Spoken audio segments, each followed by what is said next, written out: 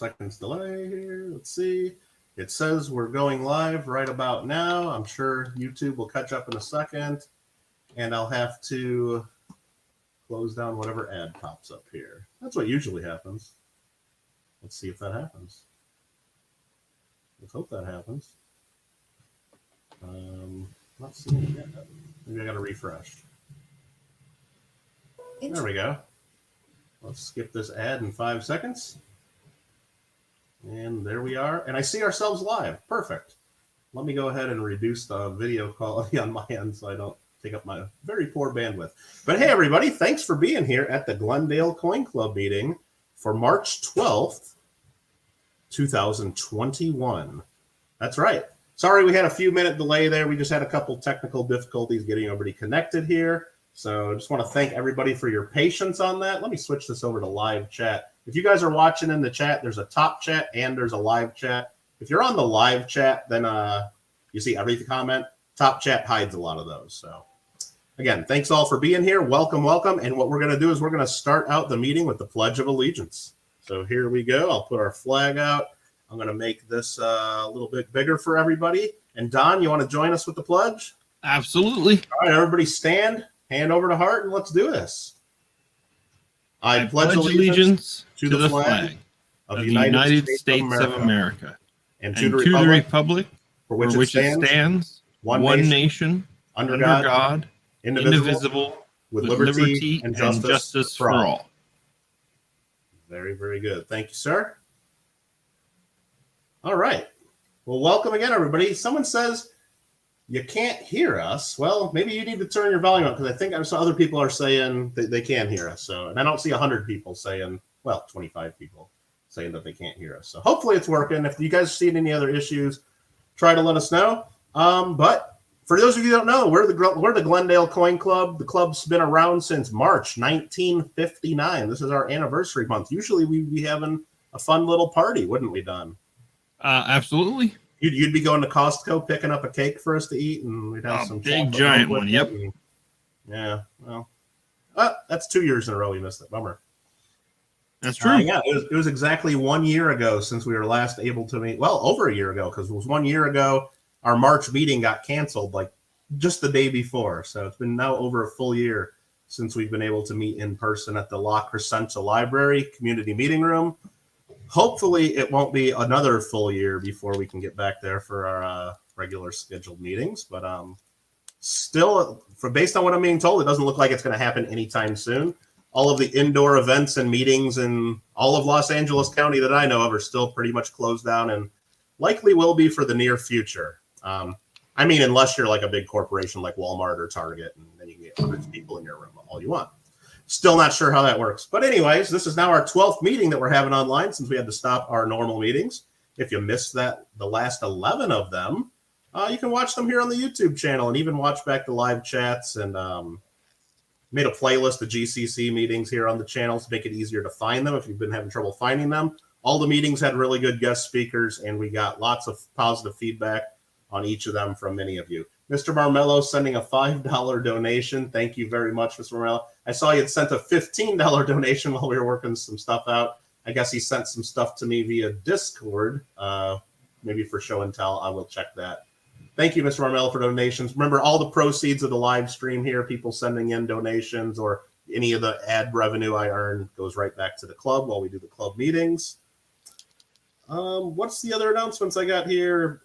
Giveaway prizes, Don. You're filling out tickets for giveaway prizes, aren't you? I am.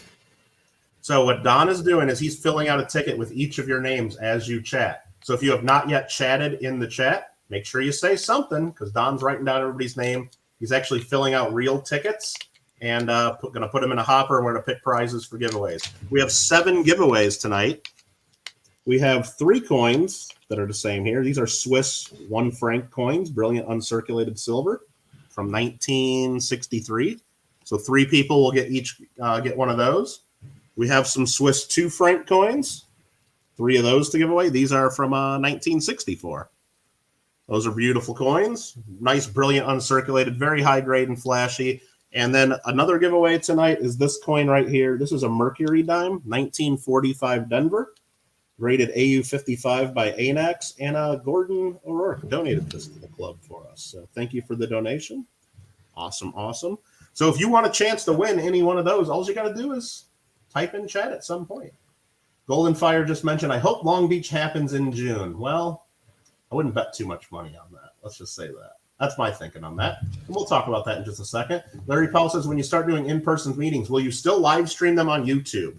Larry Powell, that's a question we've been asked quite a few times, and we'll try to do something. I don't know if we're going to have to record it and then later upload it, or I don't know if we can stream from there. I know they got wireless internet at the library. I don't know if it's available to us after hours.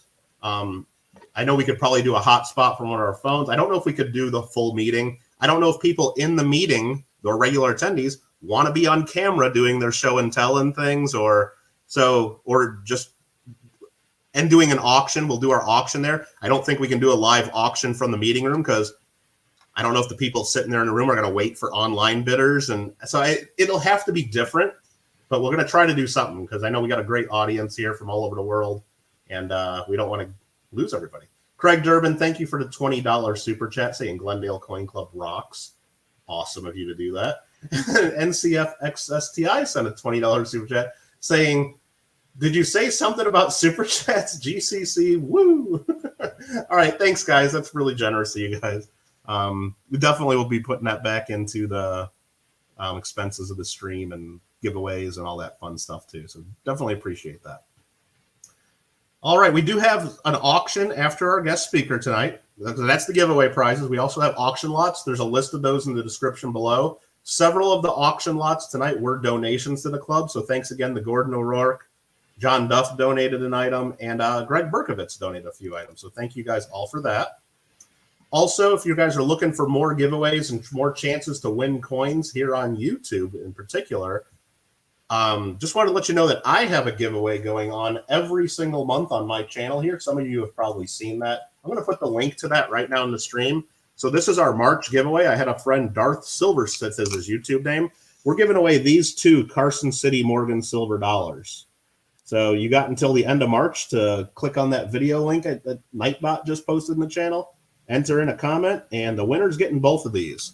It's an 1890 cc and AG3 and an 1892 cc and good 4. Low grade, but hey, 2 silver cc Morgans for free. And speaking of other giveaways here on YouTube, there's a guy on YouTube this month in March doing a giveaway of silver coins, mostly silver coins so far, every single day. So every single day you have a chance to win free coins, and that's right there in chat. JW Coins and Hobbies. He's doing a March Madness giveaway. He just reached 3,000 subscribers.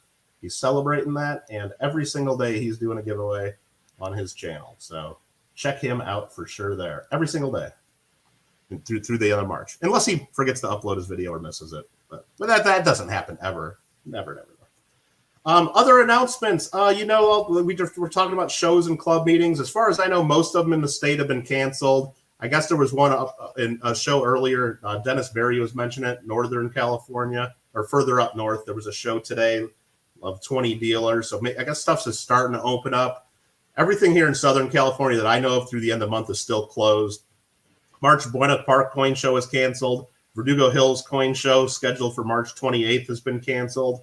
Don in chat here tells us our Glendale Coin Show for October is probably canceled still because the meeting hall just ain't going to let people come in there anytime soon. So, I mean, we're still kind of waiting and seeing. I'm not going to say it's officially canceled yet, but Don's telling me it's probably canceled. And I would guess that's probably the same story for our August NASC show at Arcadia. Golden Fire in chat here was talking about June Long Beach. There's no official word about June Long Beach being canceled that I'm aware of, but I wouldn't bet on it. I mean, you're talking about the shows happening June 17th through 19th as the scheduled dates.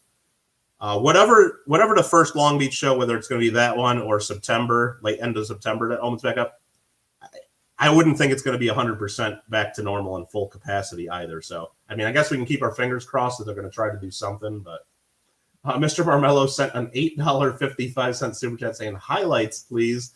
Number 11 meetings, then the Dale highlight football rules forever. Oh, Mr. Marmello. Well, there's links to all. There's a playlist of all the previous meetings, Mr. Marmello. And Thomas T-Tone, thanks for the $1.49 donation too. That's awesome. Really, everybody, just whether you're sending money into the club or just being here, supporting and watching. I'm glad to have everybody here and trying to keep the Coin Club meeting going through this trying times. So yeah, I have no word on any coin shows in Southern California happening. The ones I've been looking forward to, the maybe see if it'll happen. Of course, June Long Beach. I'm not optimistic about that.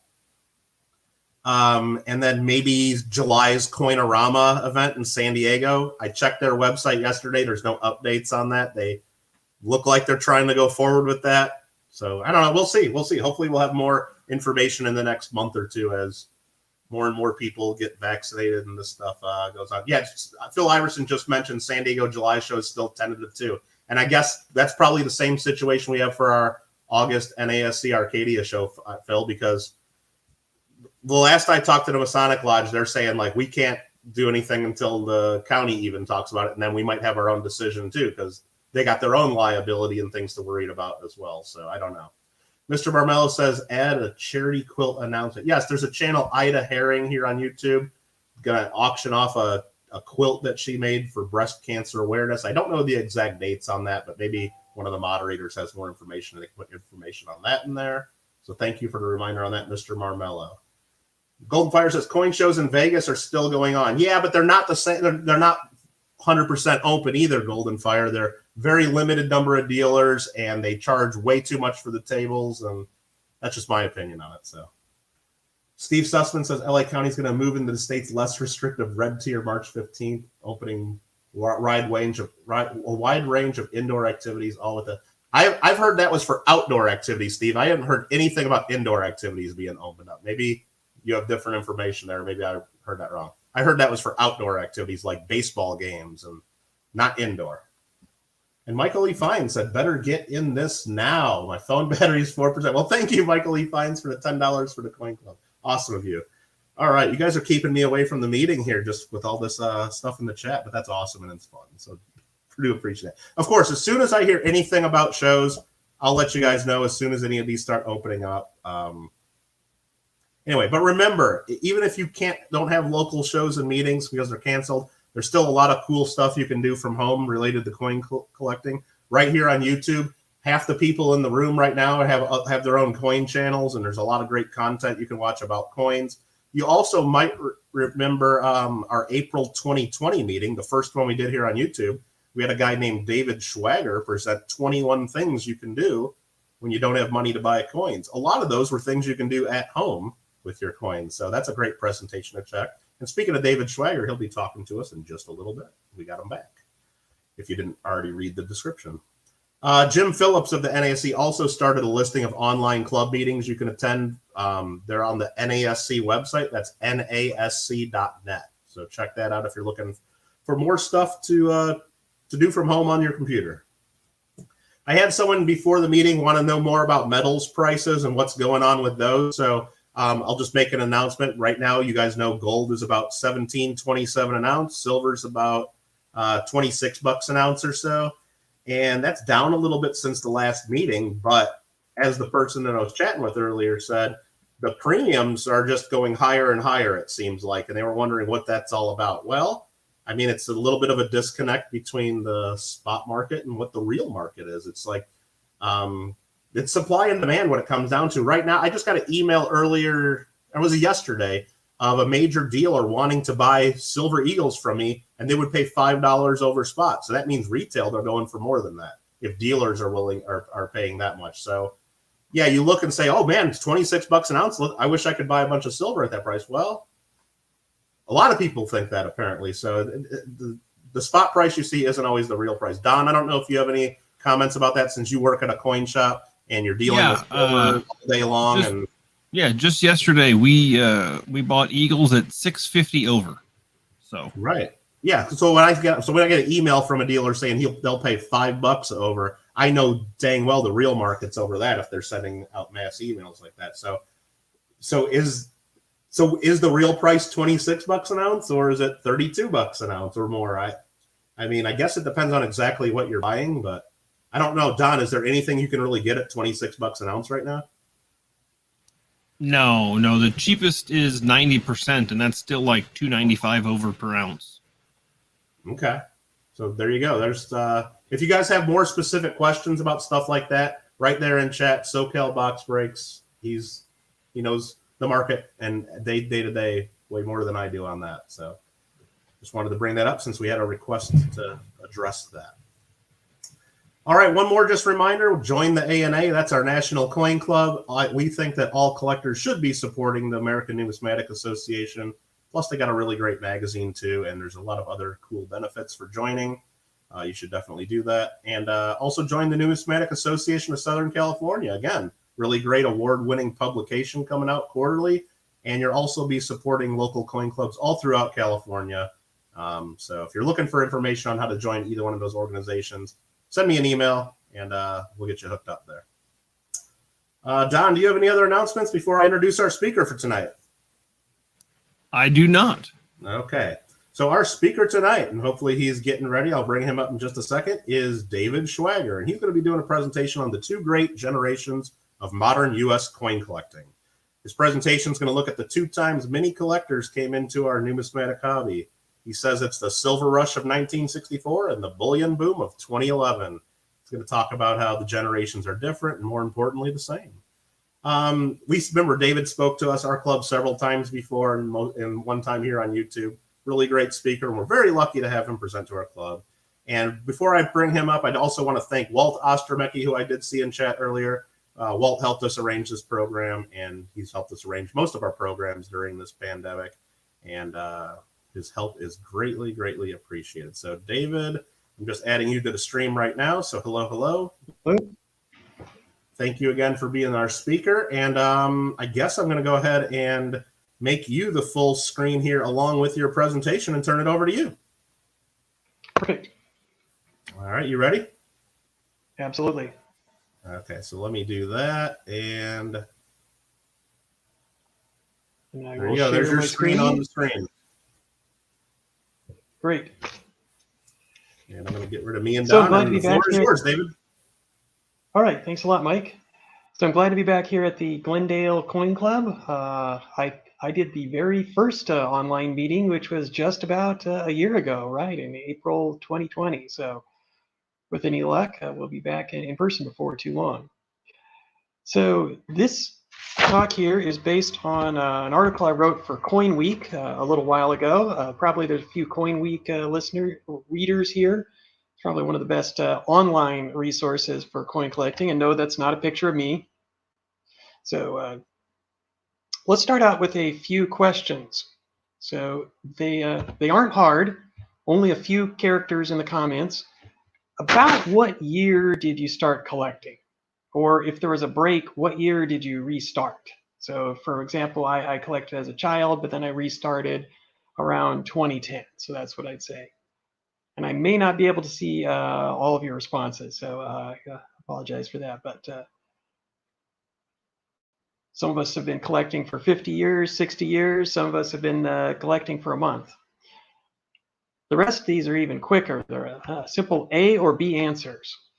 And you don't have to put a lot of thought into it. You can put it in the comments or just think about it.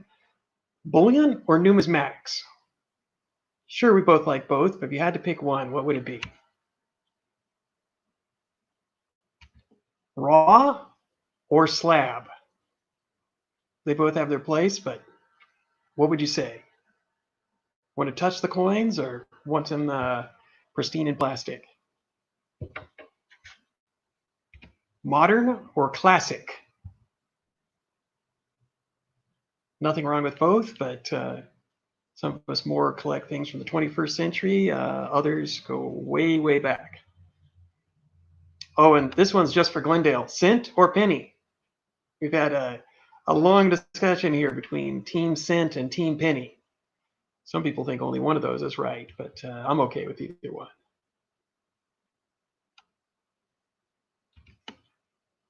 How about the coin stores, just like we were talking about? My Hangout or what's that?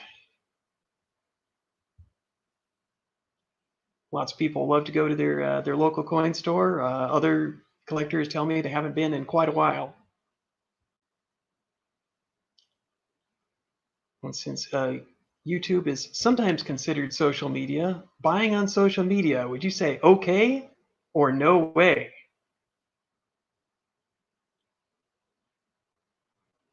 I do a lot of my buying on Instagram lately, and there's Facebook groups with thousands of members, and we're going to sell a few coins here too in our auction.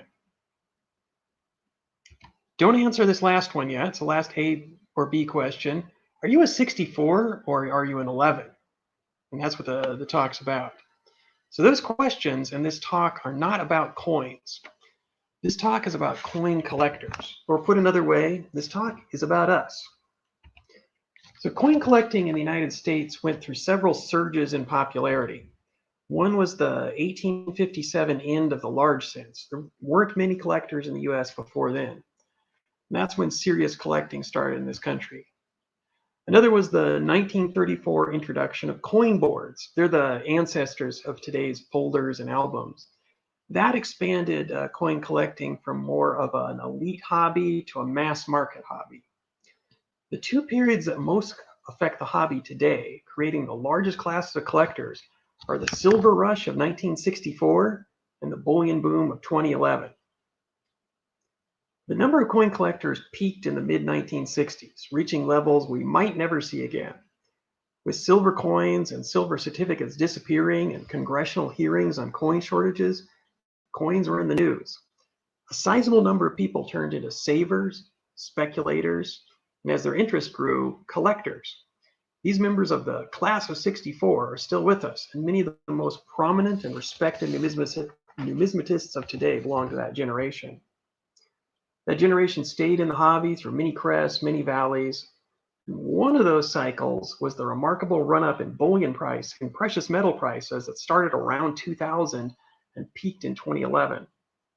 Bullion investors sometimes had handfuls of silver eagles or generic gold, and they began to say, hey, what are these things I bought? Some began to study their coins, and with time, some metal buyers turned into coin collectors. Numismatists who started in the last 10 to 15 years are part of the class of 11, and many will remain in the hobby way past the middle of the 21st century into 2050 and beyond.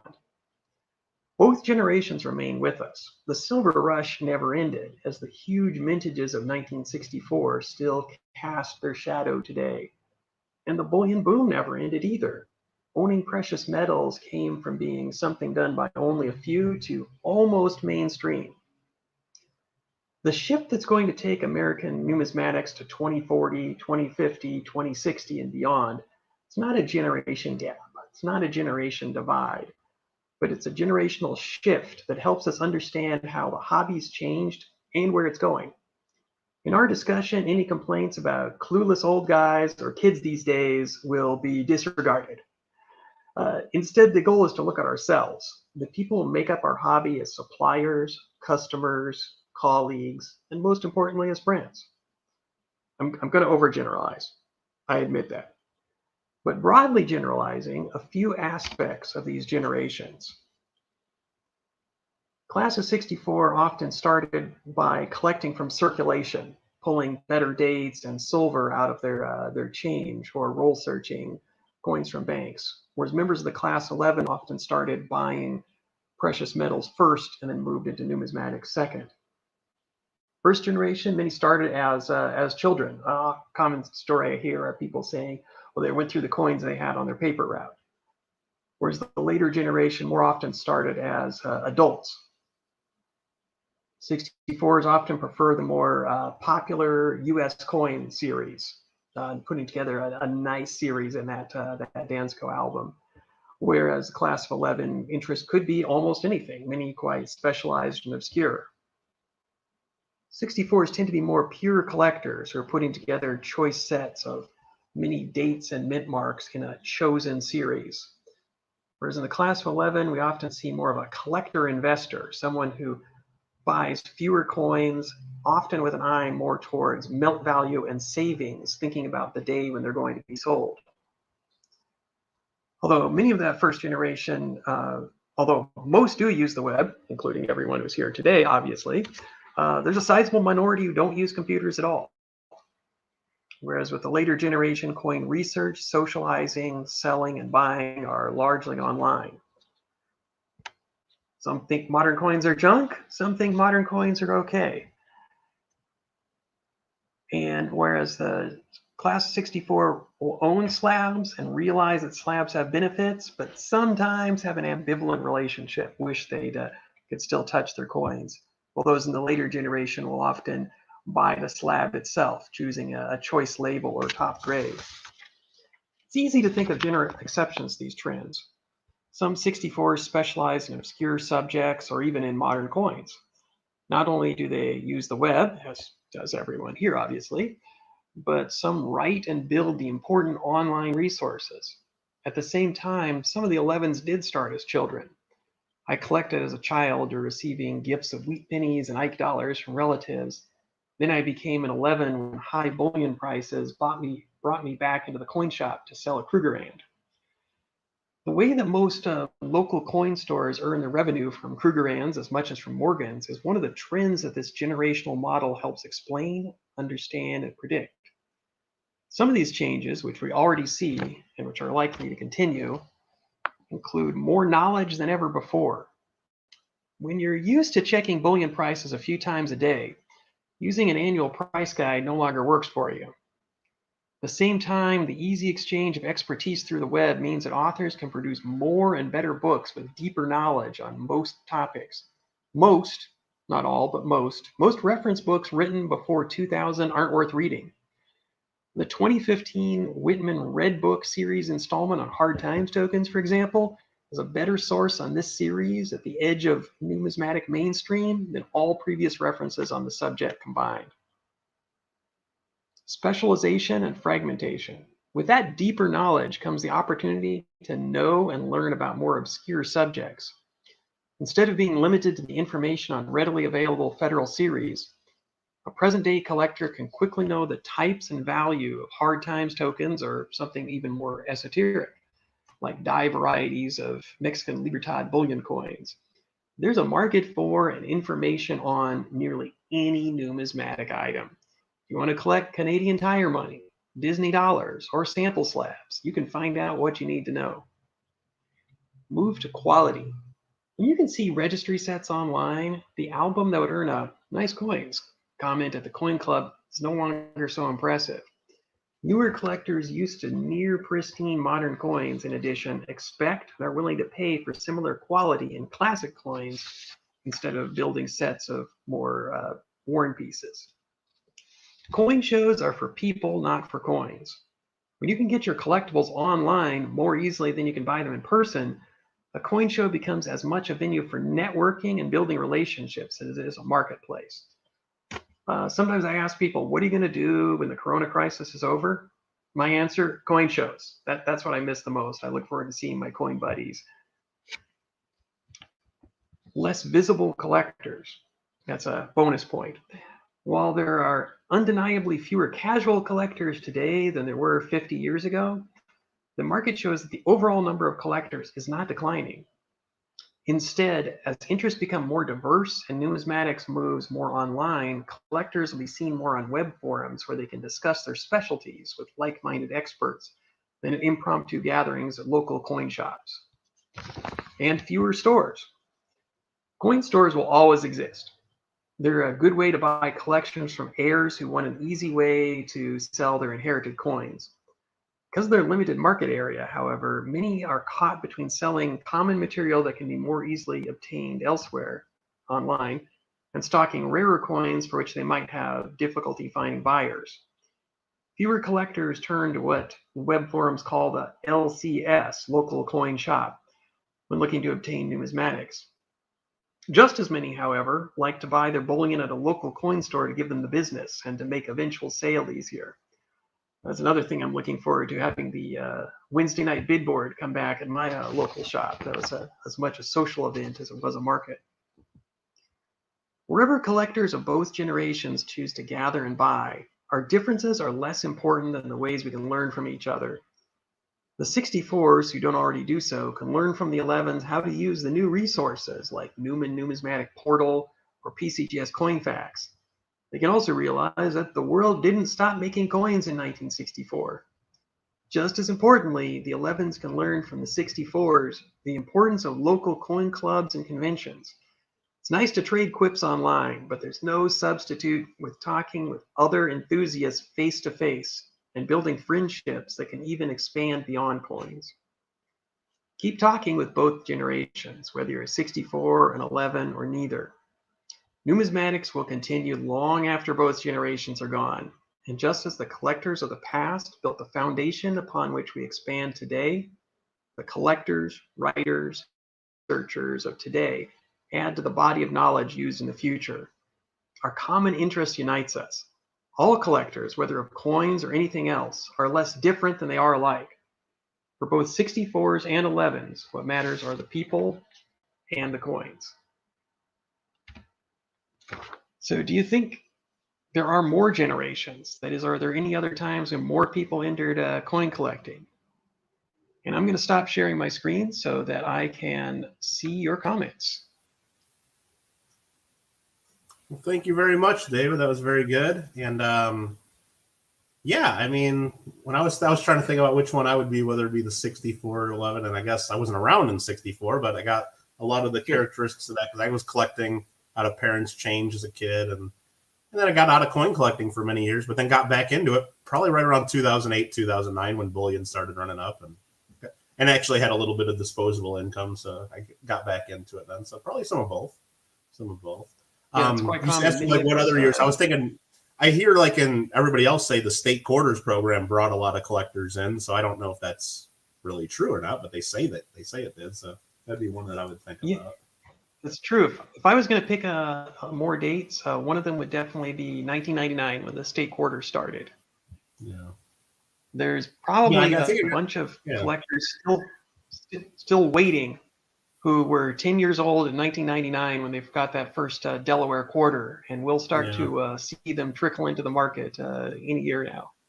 Well, the way I think about the state quarters program, David, is similar to the bicentennial coins or maybe even Susan B. Anthony dollar. Anytime right now someone wants to sell me a collection and I go and look at it, they all got a bag or a box of bicentennials and they all have a roll or two of Susan B. Anthony dollars.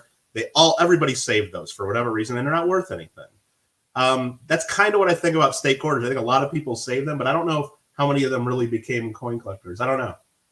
But that's kind of, I don't know. So maybe those are two other dates to think about. Like the bicentennial probably got a lot of people to save coins, but anyway, I'm trying to look through the chat to see if anybody else has any comments or questions now that I stalled and shared a little bit there.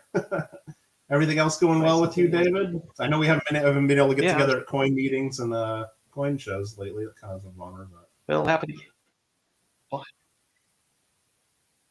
It'll happen again soon. And if I had to pick another date, I don't think this made as many collectors, but a lot of people got into coins as investments right around 1988, 89, when there was that investment boom. Although I think a lot of those people lost money and decided coins weren't for them anymore after that. Yeah, that makes sense because that's like kind of when the grading companies started just before that. And I always hear about in the mid 80s, like even common Colombian half dollars were like hundreds and hundreds of dollars. And like the classic commemoratives in particular are really marketed. And they're still not even at the prices they were in the 1980s for most of them. So that makes sense. Yeah, you're right about that. JW Coins and Hobby says the Iowa State Quarter is the best one ever. But you're from Iowa, JW, so that's why you say that. I'm not seeing any specific questions for David or any comments there. A lot of everybody's saying thanks and great presentation and a lot of stuff there. And a lot of people missed going to the coin bid boards and the coin meetings and all that, of course. Yeah, absolutely. I agree with that. David, do you know anything about sample slabs or where someone could get information on those if they were wanted to do that? Why? That's only my favorite thing in the whole world. I figured it'd be a good chance to mention that just in case anybody out there is interested. Yeah, I wrote the sample slabs book, so anyone is very welcome to reach out to me if they have any interest. Although if you're into sample slabs, chances are we've already talked before. I think I have met most of the collectors at one time or another. You know what, David? I'm looking at a lot of the comments, and they were telling us like when they're getting involved, and a lot of people said like 2018, 2019, and 2020 even. So I'm just wondering if there's like a whole new generation that's going to become coin collectors just because of social media, like YouTube and Instagram and things like that. That makes a lot of sense, actually. And I don't know. Might be a new article for you someday. Looking into that. Okay. There's a lot of people I meet here through YouTube that they would never even heard of coins until they started looking up either bullion or coins, and now they're watching it every day here. Yeah, I think you're right, and plenty of people get in again through bullion, like they have for about the last 20 years, where people start out wanting to buy some silver as a form of savings or something like that, or inherit some coins and join the communities online. Possibly. Oh, Burton Strauss is in the chat. Has a question for you, David. He wants to know if you got those Panama Balboa Rattler type coins that were on eBay this month. Oh yeah, from that weird old Certigrade. Oh, that's what he says there. CCGS. CCGS. That's what that is, I guess. Yeah, a rare holder that is an obvious ripoff of the PCGS Rattler. No, I pretty much limit myself to samples. There are a lot of other interesting and oddball holders out there, but I can't get. I got to limit somewhat. Yeah, but those are definitely some of the most interesting I've seen for a while. Well, great. Well, thanks again, David. Do appreciate you speaking to us. And yeah, next time you have an idea for a presentation and you want a place to share it out, and you're always welcome to come back to our club. You know that. And, yeah, absolutely. Thanks. I'm sure I'll visit you again before too long. Absolutely. Maybe even in person one of these days again, huh? I would like that. I'd like that too. All right, then. All right. Well, thanks again, David. Unless there's anything else, I'm going to go ahead and move on. We're going to go into our show and tell. Unless you had anything that you've picked up recently. I mean, I know you just presented to us. Do you have anything you want to show or tell? No, I've talked enough. I'll let someone else do that, and you can go ahead and take me off the screen and take over. All right, David. Thank you again. Thanks a lot. All right, we're going to go ahead and move into our show and tell. But before I start that, I will want to just remind everybody, if you have not typed anything in the chat, I know SoCal Box Break, that's Don, our Coin Club secretary. He has been filling out tickets for everybody for our giveaways, which we'll be doing right after the show and tell. Real quick, I saw that Gringo had a comment about sample slabs. Do event-only slabs kind of have? If you look at David's book on sample slabs, it's he does all sample and promotional, and he goes through and does a discussion. It's like, well, were they really samples? If it's like not all of them were given out as free samples. Some of them are more for events and stuff. But yeah, they're all collected by us, and we love them all. So and check out David's book. Absolutely, it's the go-to book for samples for sure. All right, we're going to go ahead and move on to our show and tell. And first up for show and tell is Greg Berkovitz. Greg, I'm going to bring you up right now. How you doing, Greg? I don't see myself. I see. Well, oh, there we go. A little bit of a delay there. There you go. All right. Well, tonight I'm going to share with you one of my favorite categories of currency, and that's error notes. And let's see if I can bring that up. You wanted to share your screen, so we'll try to do that. Can you see it? Not yet. Oh, I got to share my screen with you first, right? You got to click a few buttons. Yep. Okay. Where do I click the buttons? So right at the bottom, you see the thing for share? No. You're in StreamYard? You're on StreamYard? Oh, wait a minute. Here we go again. StreamYard. We'll get it. Take your time. I will. Galen just came in. Time to rewind for the presentation's going to be here for you anytime, Galen. Absolutely. And so are the last 11 meetings. They're all up there. If you guys have missed any of them, there you go.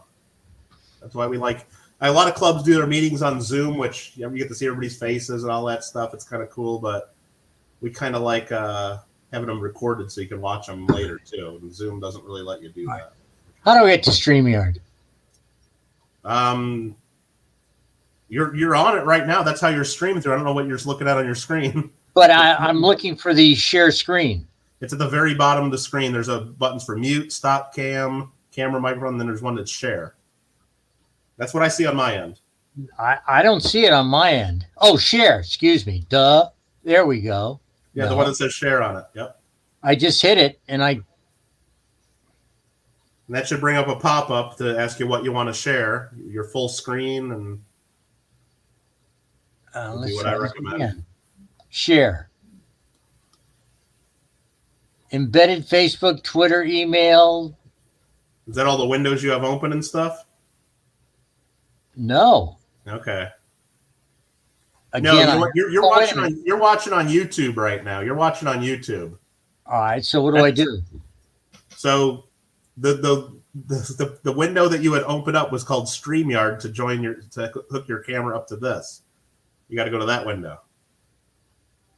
You should still have that open, otherwise you wouldn't be in here. Oh, excuse me. All right. There we go. Share. Okay. We'll get it. There we go. You got it now?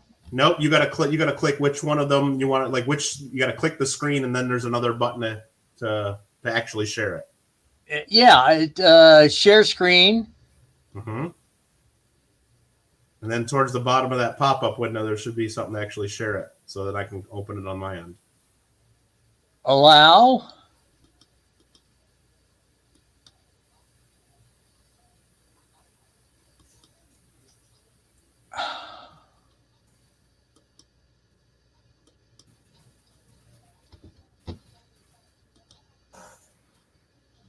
I feel like an idiot. Nah. No one's saying that in the chat. Don't worry.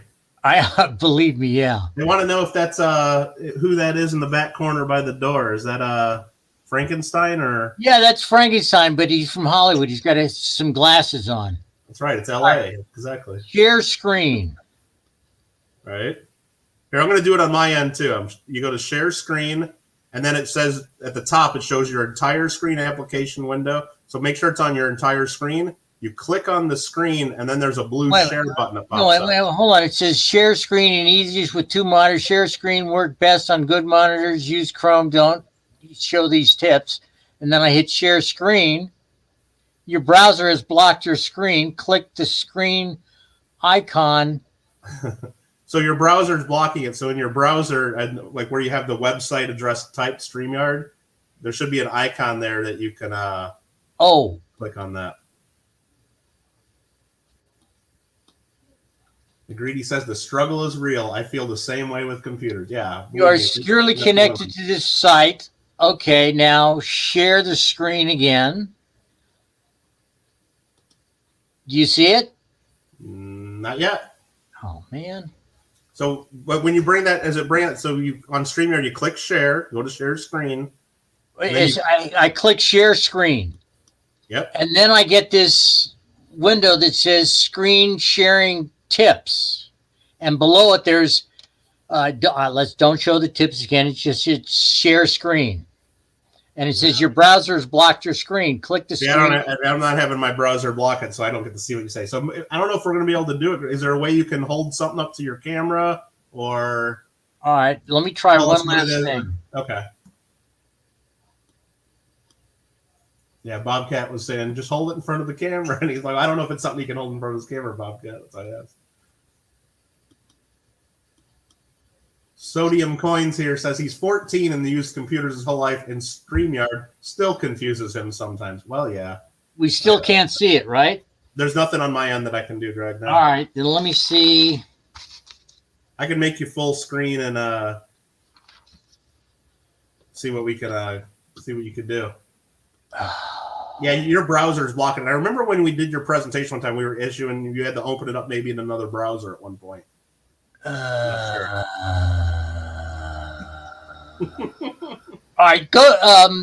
You want me to go ahead and do another show and tell and come back? Yeah, to you? and I'll see what I can do. Okay, I'll do the rest of the show and tell us and circle back to you and see if you can get it. You can keep trying, and if I see it on my end, I'll click on it. Okay, good. All right. So here we go. I'm going to do some show and tells that were sent in. the first one, it's going to take me a second to share my screen now. Let me try to do this. I'm clicking. I'm going to say everything I do aloud just so Greg here. I clicked on share, just share to the screen. It pops up a window on my end called share your screen. And I click share screen number 2 because I got 2 screens, which is a little maybe different than what you got going on there. And then I click the actual screen. The share button turns blue, and then I'm going to click share. And then now you're seeing my screen here. Okay, cool. And what I'm going to do now is I got to open up some show and tell. The first was sent in from Phil, but I don't have his pictures all of a sudden here. Wait a minute. Did I not get? Well, I might have to go back to and skip Phil's for a second. Phil, I'm going to have to come back to yours because I don't have your pictures booted up here for some reason. I'm going to go to Albertus's.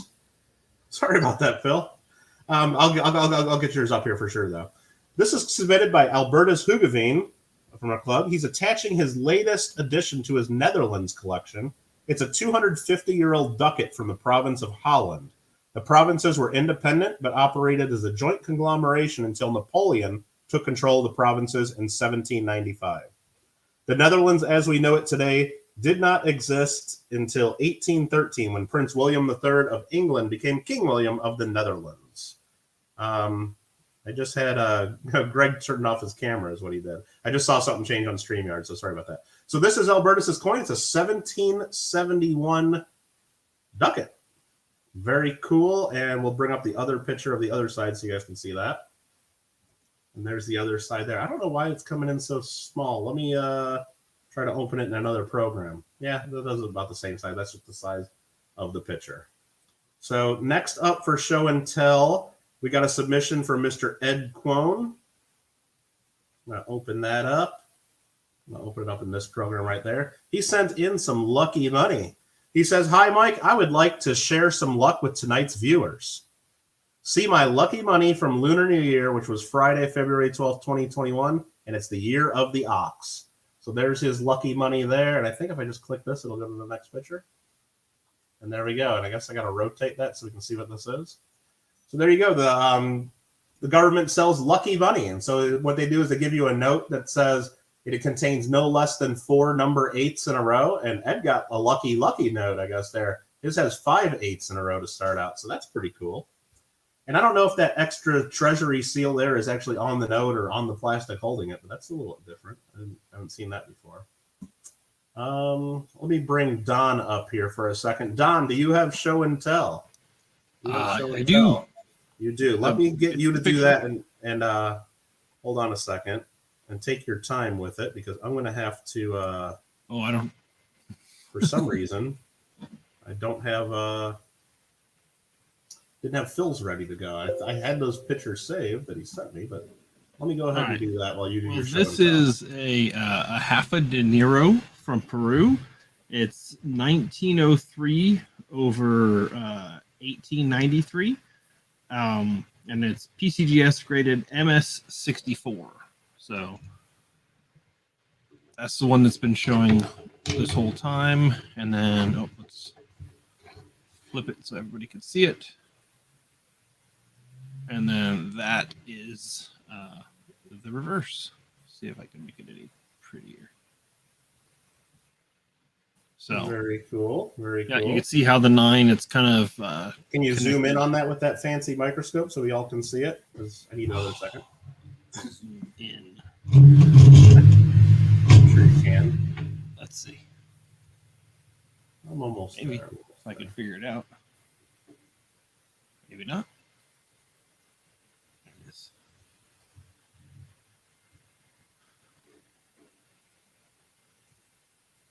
There you go. Yeah, you can see on these dates. There's always issues, but you can see the 9 is over an 8, kind of connects. Very, very cool. Very, very cool. All right, so I got Greg back in here, but I'm going to go ahead and do. Let me make sure to do that. Let me go connect my screen one more time because I'm ready to share. Phil show and tell. There we go there. Sorry this takes so long for us to do this. I wish this was easier for everybody, but that's what we got to deal with. So this here is something that Mr. Phil Iverson sent in. He says the medal shown here in these two photos is from the second annual Corn Exposition held in Omaha, Nebraska, December 9th through 19th, 1908. Over 100,000 people attended and were able to view 7,731 exhibits of all kinds. I bet a lot of those exhibits were corn, too. Very cool. He said the gold-colored award medal is 2 1/4 inches in diameter and was originally housed in a square black box with purple felt lining. So that is a really cool medal. I've not seen that medal before, and that is a cool one. Let's see what the other side looks like there. Honor award, it looks to Wellborn Shaw, Junior Corn. Nice. Now that's a cool medal. Let's take a look at the other side again there. Awesome. Well, thanks for sending that in and sharing that with us, Phil. Awesome, awesome. We're gonna go back to Greg Berkovitz to see if he can, if he's got this figured out now. Wow. There was some weird audio there for a minute. Yeah. Oh. You're doubling. Am I still? No, you're not anymore. You had 2 windows open there, it looked like. Yeah, there you go. Okay. Whew. It's all right. What I'm going to do is I'm going to hold this thing up instead. And what we're going to talk about tonight, let's see if I can. Yep, look at he's sharing his screen right there, right up to the screen. That's good. Let's see. There. Come on. What I'm going to, let me, where is it? There we go. Okay, what we're looking at, what I'm sharing with you tonight is an error note, which is one of my favorite categories of currency. And we're looking at the Del Monte obstruction note. And it is a 1966 $20 Federal Reserve note. And it has an obstruction on it, as you can see, which is the Del Monte banana label, and it was got onto the during the printing process. This is a Fort Worth note, and very, very quickly, notes are printed first. The first printing is the back print. The second printing is the face print, which is the majority of it. And the third printing is the green seal, serial numbers, and the Federal Reserve note on the left. Now, this label was apparently dropped on during rather, I should say, after the second printing and before the third printing, and that's why it's called an obstruction, because it obstructs the printing process, and this is what they also call a retained obstruction, because it has remained with the notes. Many a regular obstruction will usually fall off, and there'll be a blank area in the printing field where the obstruction was. Retained obstructions are far more rare, and they also include things like Band-Aid, paper fragments, Scotch tapes, and the like.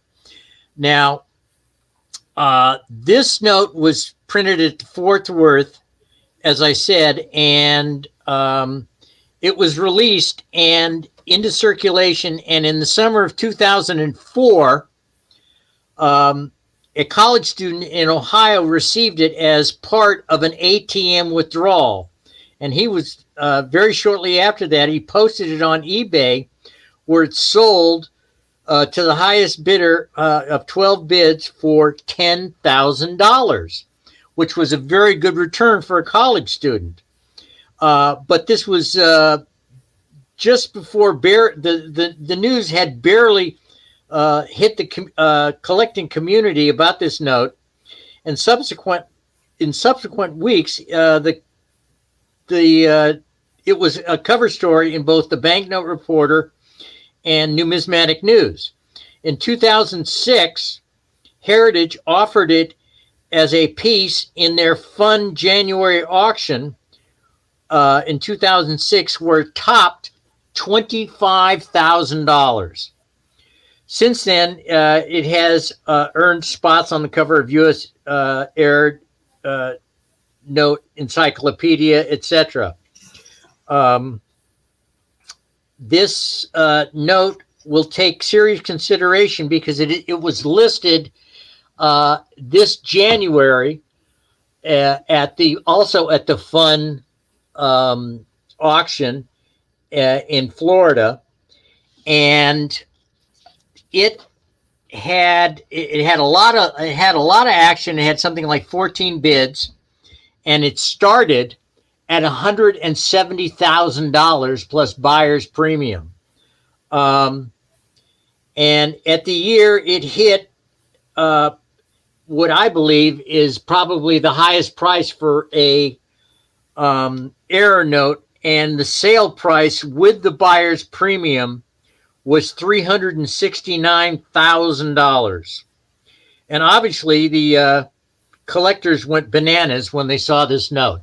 So it is very famous, and like I said, it's probably one of the highest priced error notes that hit the auctions. And like I said, there were 14 bids, and I could recognize a minimum of 4 different bidders coming in. And there were internet bidders, Heritage Live bidders, and phone bidders. And the interesting thing, there were no floor bidders. So there you go. That's, to me, a killer error note. So Greg, with that one selling for so much, how long is it going to be before all the other employees are stickered and other things on the note? It's interesting because there's supposition that a board BEP employee may have stuck that on the note.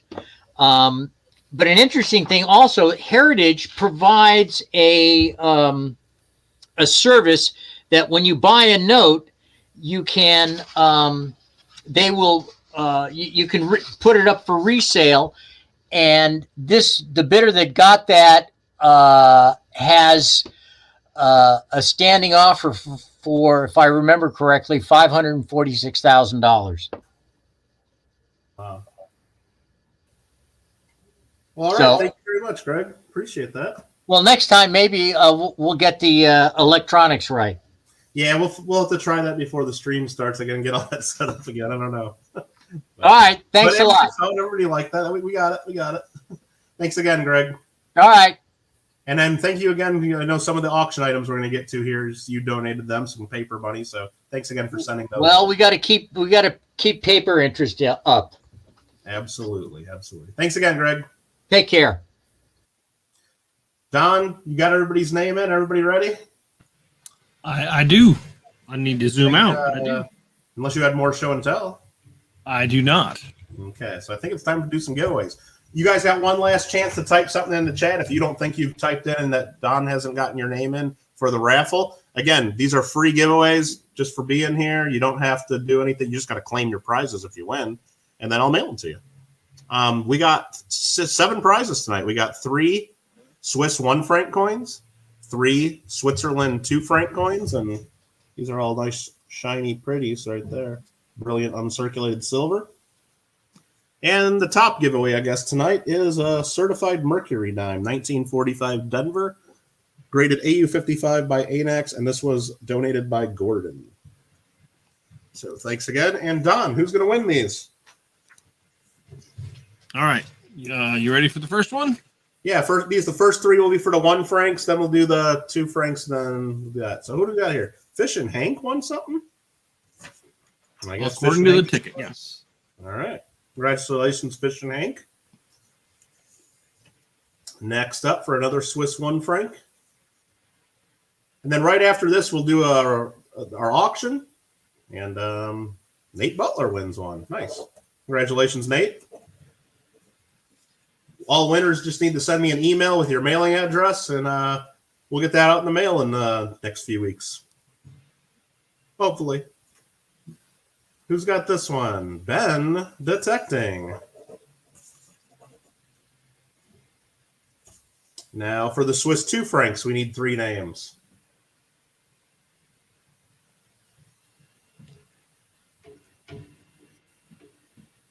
Golden Fire. Golden Fire, congratulations. Another Swiss 2 franc winner is Sharp Eye for Coins.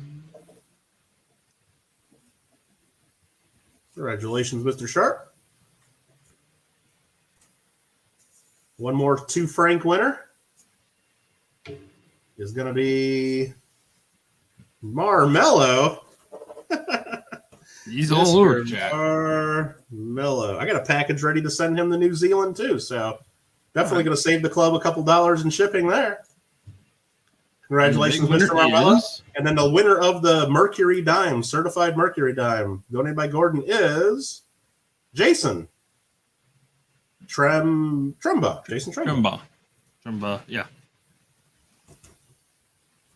Congratulations to all of the winners. You need to send me an email. Nightbot has been putting my email in there thanks to Mr. Gringo OG number 22. So thank you for those. And thanks again to Gordon for donating one of those prizes. Just got to send me emails with addresses to claim those prizes. That's all. Congratulations, and thanks for participating in the Glendale Coin Club meeting. So what we got coming up next is our auction. In the description below, there are 16 items up for auction. They're in the description of this video. And let's go over, I guess, the basic rules of the auction, right? What are the rules? Remember to watch the chat if you're bidding. Even though the video says live, there's some delay in what you see in here. There really isn't much delay in the chat where you type. So when I go to sell an item, I'll go 3, 2, 1 sold. Don't listen to my voice. I try not to even to say it out loud. Go by what's in the chat. Even then, there might be some differences in what you see on your screen versus what I see on my screen. Like if you, so really the moral of the story is if you're going to bid, try to bid as soon as you can. Don't wait to try to snipe it at the last second because you might show winning it or getting your bid in on your end, but on my end, you might not. There's some lag involved here over the internet. So, and I got to go by what's on my screen. And if there's any discrepancy and anybody wants to know if their bid counted, we can always share my screen. We do our best. We do our best with the technology that we're given here. So, and it seems to work out. But again, if you're playing a dangerous game if you're going to try to snipe something at the end. So just try to get your bids in. All the items start at $1 each, and we just go up from there. Shipping of $5 will be added to everybody's order, whether you win 1 coin or whether you win all 16 coins. And that's for U.S. shipping. If you're outside of the U.S., then we'll do our best to get it to you as at a fair of a price as possible. Remember, this is the Coin Club's money we're dealing with here. And so after you win items, you need to send me an email with your name and mailing address so we can get you the items. And then also let us know how you want to pay.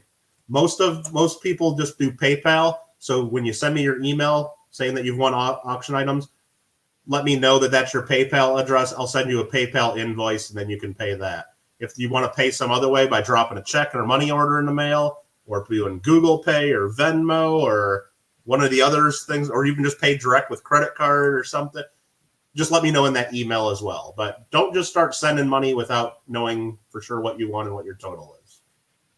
All righty then. I think we're ready. Are you ready, Don? Yes, sir. Okay. Then I guess we'll get into it. And I guess you don't need to be on the screen anymore, do you? I do not. I'll keep you there in case you need to tell me something, like your audio going. So I'll just make my screen larger, but you're still connected and talking, right? You can hear me? Sounds good. Okay, you can hear me. All right. Yep. So the first item up for bids is a donation by Mr. Gordon O'Rourke. And this here is 1979 San Francisco proof Jefferson nickel. It's the Type 2 variety, PCGS, proof 69 deep cameo. There's some scratches in the holder, so it could be cleaned up a bit, the holder. Buff that out. And you can see there's some, like at the high points of the holder where it's rubbed up again. Coin, nice proof 69 deep cameo though. We're starting it at $1. DT&T wants to jump it right to $10. Mission Get Rich will pay 11. Hi Ron, how you doing? I see you saying hi there. Matthew wants to know, can you join the coin club? Well, absolutely, you could. He did draw all the winners of the free giveaways, Matthew. If you want to actually join the coin club, become a dues paying member, go ahead and send me an email and we can get you to do that. But you don't have to be a member to participate in the auctions or the online meetings that we've been doing here. You don't have to do that. Hi, Kevin. How you doing? Good to see you. Mission Get Rich at $11 on this one. And remember, I'll do a 3-2-1 sold in the chat. I won't be saying that because I know there's some people have only a few seconds delay. Some people have 30 seconds delay. Or more, depending on where in the world you are and how good your internet is.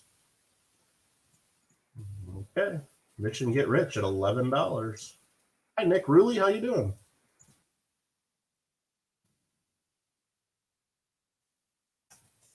It looks like it's $11 to Mission Get Rich.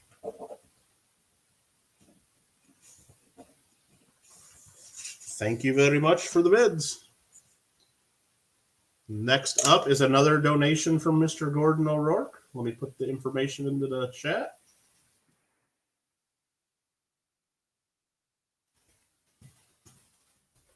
It looks like DT&T's bid came in quite a bit late on that one. Hopefully you guys agree on your end that it's late. What I'm going to do is I'm going to refresh my chat just to double check.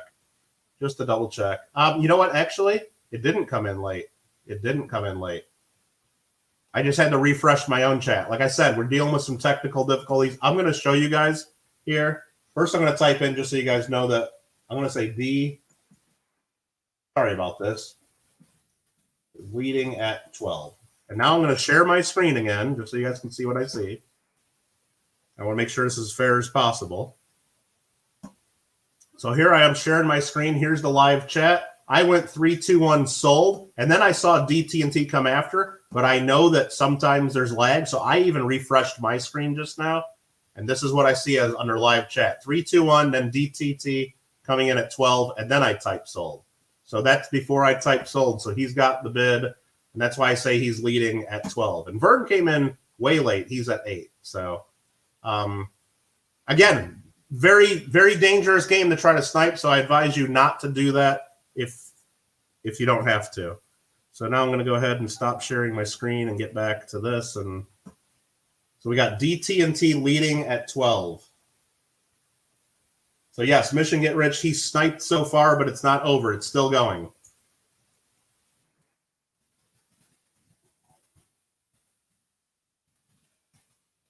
We want to make clear that if you wanted it, Mission Get Rich, you can bid. He did not snipe and win yet. He sniped and is the leader. So sorry for any confusion there, you guys, but we're trying. There's Mission at 13. Okay.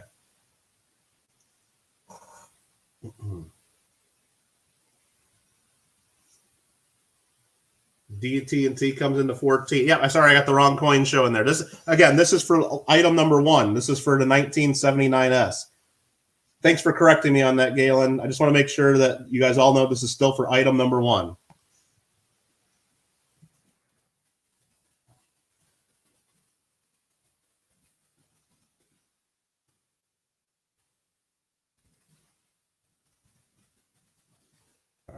Hopefully we got that cleared up. All right, thanks, guys. Thanks for your understanding there. We're trying. And thanks again to Gordon for donating these couple of nickels for the auction. We got DTT at 16 now. And if you guys, while you're bidding, if you have any questions on anything, like you want to see a close-up, let me know. I can show something on my microscope. I can do whatever we need or tell you what I think. Or if you want to know whether there's scratches on holders or whatever, just feel free to ask questions. Mission says out, so now we'll try to do a countdown and see if we got any other snipers. You're the Morgan guy, says Kevin. All right, so now that goes to DTT for 16. Thank you. And thank you, Mission Get Rich, too, for that. Now we will go on to the next item. Let me put this back in there. Now we got a 2002 San Francisco Jefferson nickel proof. PCGS proof 69 deep cameo. Starting at $1.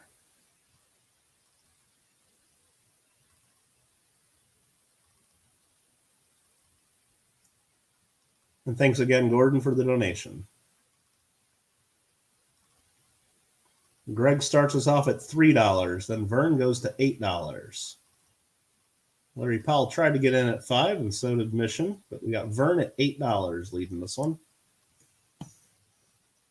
Mission goes to $9.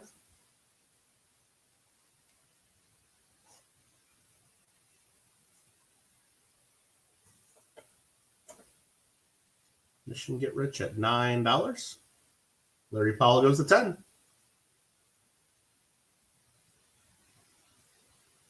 And thanks again, everybody. It says we got 70 people watching right now. Really appreciate all your support of not only my channel, but of what we're doing here with the Glendale Coin Club meetings. So thanks again, everybody, and appreciate all the people that click that like button. What that does is it helps people find the stream on YouTube while we're live, and that's great.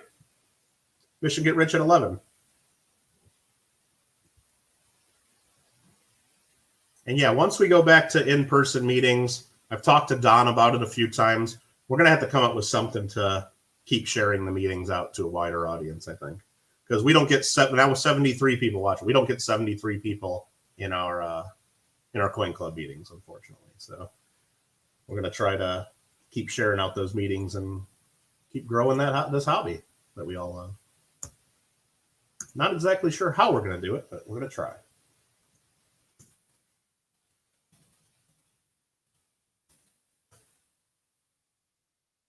All right, I'm going to wait a second to see if any of the bids come in. I think that's going to be sold to Mission Get Rich.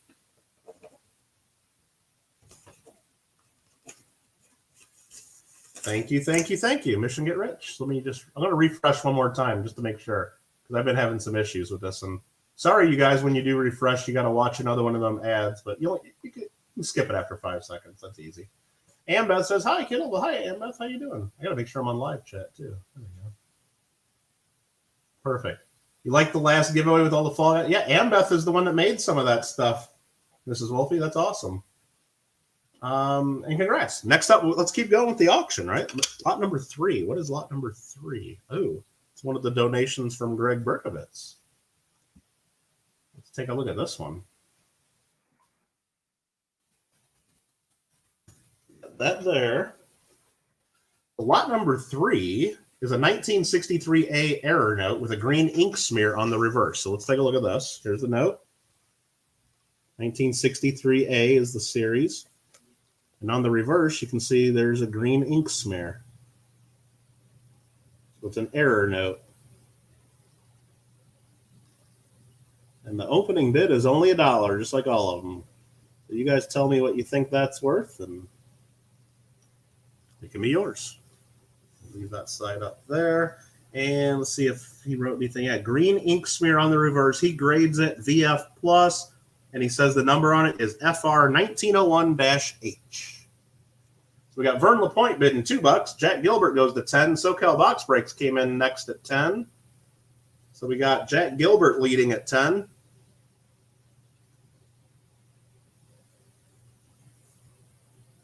Fish and Hank goes to 12.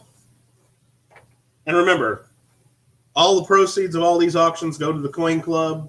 So just all goes to support the club and keep us doing these meetings and keep us paying for the StreamYard program we use and doing the fun giveaways that help bring more people to see us too. Kevin Wolf's at 15. NCF came in a little bit after. Kevin Wolf at $15. And here I can try to show a close-up of this again so you can see what we're dealing with.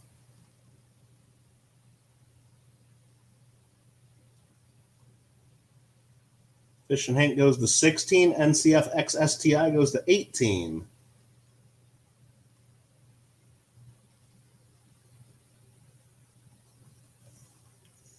And again, this is an older one. Series 1963A.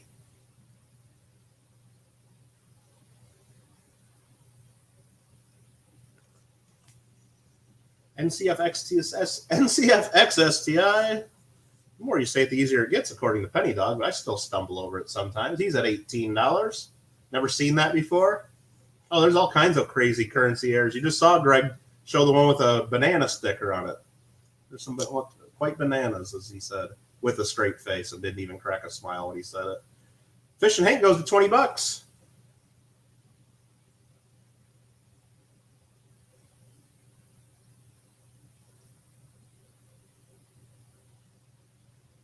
Fish and Hank at $20, and I'm going a little slower than I normally would. I just want to make sure everybody. What's the serial number? Right here. H34582132B. And this is out of H, St. Louis, Missouri.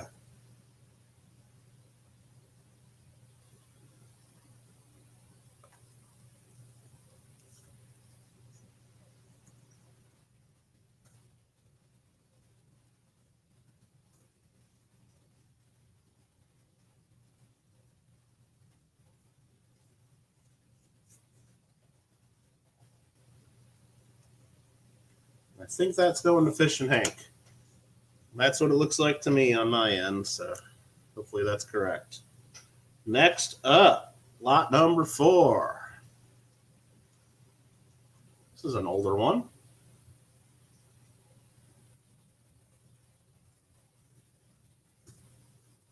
Lot number 4, this is an 1870 Belgium 5 francs. These are 90% silver, and they contain just under 3/4 of an ounce of silver, total silver weight. 0.7234 of an ounce. Crown size coin there. And yeah, really cool design. 1870. Nice chunk of silver. Try to get a better view of this. That's the reverse. It's not in the best condition, but it's old. What is that, 150 years old? 151 years old now?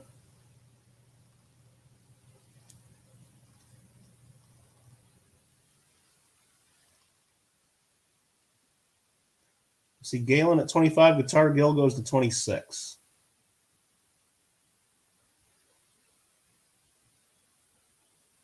You got the 1860. Yeah, I know we've had. What I did in NCF is, I think a couple years ago, it might have been at this point, at the Long Beach show, a dealer sold me, it was either a group of 8 coins or 10 coins of these 5 francs. And I didn't want them. They were all being offered to me, but I'm like, you know what? Those will be good coin club prizes. So I sold them all to the coin club at whatever I paid for them. And I think we still got a couple left. I mean, we're you know, but this might be, I think there's one more left after this, or maybe there's 2 more. I think there's an 1869 and then there's an 1873 that's still left in our coin club inventory. We're just going through that. Galen's at $30.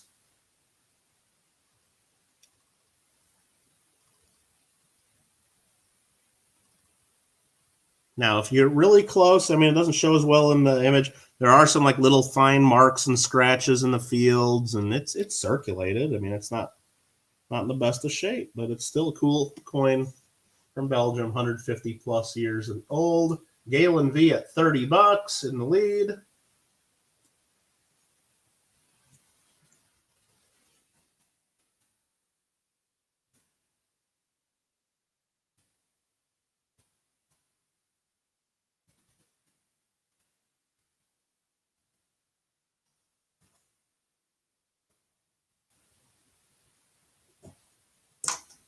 Thank you for the bids. Thank you for the bids. Next up is, and I got Galen V winning that one at $30. If you guys hear me making any mistakes on any of this, let me know as soon as possible so we can fix it. I think we're doing this right now. Next up, we got lot number 5. It's a Last Supper 1 ounce silver art bar. And does it say how old this is? 1973. This was donated to the club a while back by Gordon O'Rourke, actually. And there we go. It's got some toning on the edges there, on the corners near the seal. You can see that on both sides. Just the little parts of the bar where the air has been hitting it through the corner of the fold over there.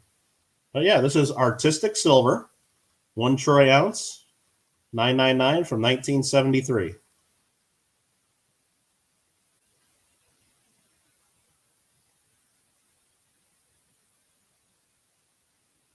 And it's a really detailed image of the Last Supper. Easter's coming up in less than a month, too. FYI. Mark Mello goes to 32.5. 32. Do I have another silver dollar that's similar in price range as the 1884.0 from the Flash giveaway? I'd have to dig around and look, Darth. Yeah, send me a message or send me an email on that, and we can figure that out. I'll be able to come up with something in that range, I think. I just don't have one like right here off camera or something, or like right over here or up, not handy. Larry Powell bidding $33. Okay. I was like, let it slide. Let's try to do like whole dollar increments now, because you guys are messing me up with the 50 cents. Sharp goes to 35. Sharp goes to 35.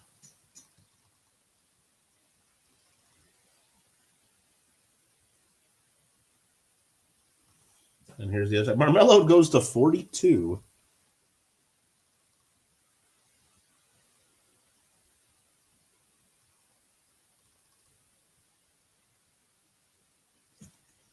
Mr. Marmello at $42. Larry says, I'm out.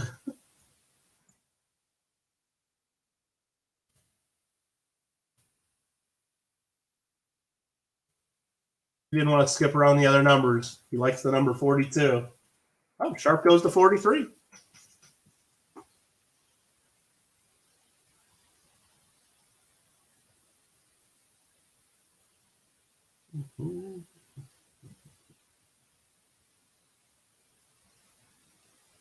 Marmello goes to 45.55. After I asked him to keep it at whole dollar increments, does Marmello listen? Nah, but Marmello's leading at 45.55. You don't know. Since it's for the Coin Club, I'm going to take that extra 55 cents for the Coin Club. So, and there we go. Sharp comes in at 46. Okay. Vern still can't see Marmello. That's weird. I don't know why you can't see him. You've been saying that every time I stream pretty much. I don't know why you wouldn't be able to see his chat. So Sharp's at $46. Darth sent me a message on Discord. I don't know if I can do that while I'm doing this auction right now. So I don't know if I can pull that up right now, Darth. Let's see. We got Sharp at 46. Marmello's at 50. Marmello's at 50. And then he bids 50.25. Oh my God. I'm taking that extra quarter too. Marmello at $50.25. Definitely hanging out with too many koalas. And he's always since he lives down in New Zealand, he's down there under the Queen and everything. He takes tea time all the time, and I think that he must be putting something funny in his tea. Must be putting something funny in his tea sometimes. Sharp goes to 52. Don, you are not calling this auction. They're still bidding.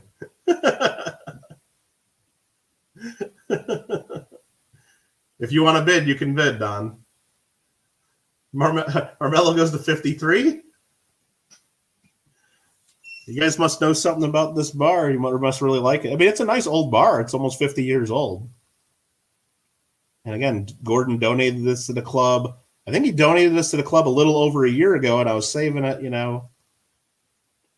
for like an Easter meeting and stuff. And I just kind of came across it going through our inventory. And pretty neat piece. Sharp goes to 55. Kevin says there's a South San Francisco coin show next weekend. Really? Why aren't we having coin shows in Southern California then, Kevin Wolf? When are we going to do that again? Vern, he might have you blocked on his end somehow, and he might not even know it. I don't know how YouTube works with that. I don't know how they work with that. Marmello's bidding $57.70, and Majestic's just going to say $70. Quit jacking around, Marmello. That's what Majestic's saying. He's saying we're going right to $70. My mayor says that. Well, I don't live in the city of Los Angeles, so I don't know if my mayor's saying no. And there's so many cities around Los Angeles, it seems like it's more countywide or just something else going on, because there's nothing in Southern California. It's not just city of Los Angeles. And Marmello says 75. Okay. Thanks again for all your guys' support of the club. Thanks for the bids, everybody. Marmello really seems to want this one. I mean, a few people seem to want it. Yeah, Dennis, I heard you said you saw Richard at the show today. That's pretty cool. Marmello's dropping the hammer here. He wants me to close this, but our Majestic's saying out. You've had enough fun. Thanks, guys, for all the bids. Yeah, that Las Vegas show, I don't know. I could see going to a show in Vegas, but I'm not going to do it under their rules where you got to buy however many tables and spend over $1,000 to be one of the dealers that's invited to be there. Screw that. I would do a normal show in Vegas, though, if we can't do them here in California. But not that show. All right. Because I would end up having to share it with a couple other dealers anyway, and then you're defeating the whole social distancing thing and all that. So, Mr. Marmello, congratulations. That bar is being sent to New Zealand.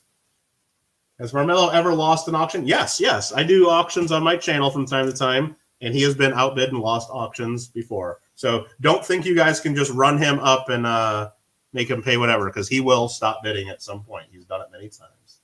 All right, next up, we got lot number 6.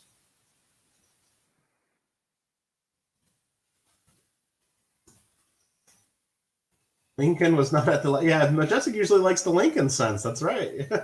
Thanks again for all your bids on that one, everybody. All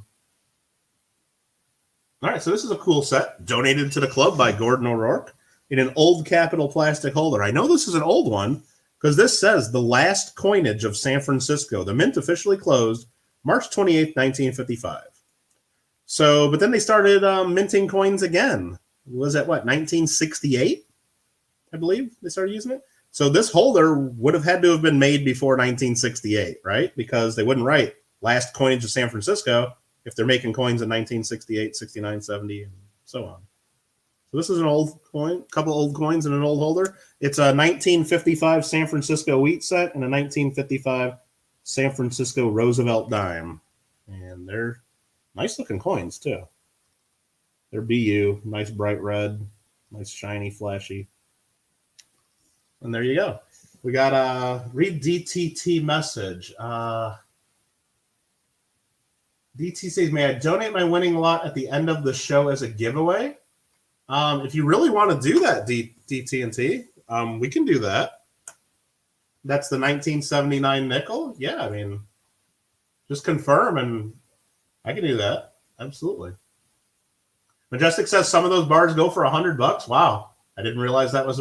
I know some of those older art bars are very collectible. I didn't realize that was one of them. But great. Helps out the club even more. Beautiful. Larry's at 17. I got Larry Powell as the first at 17, Vern. I got Larry coming in first. We're both mints in the same building. I believe so. I don't think they made a different mint from 55 till 68. I don't think so.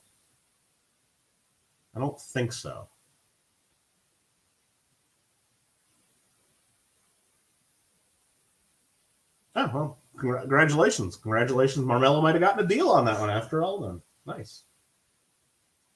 He knows what he's buying. He knew what he was buying there. So again, here's the coins. We got Larry Powell at 17. Larry Powell at 17.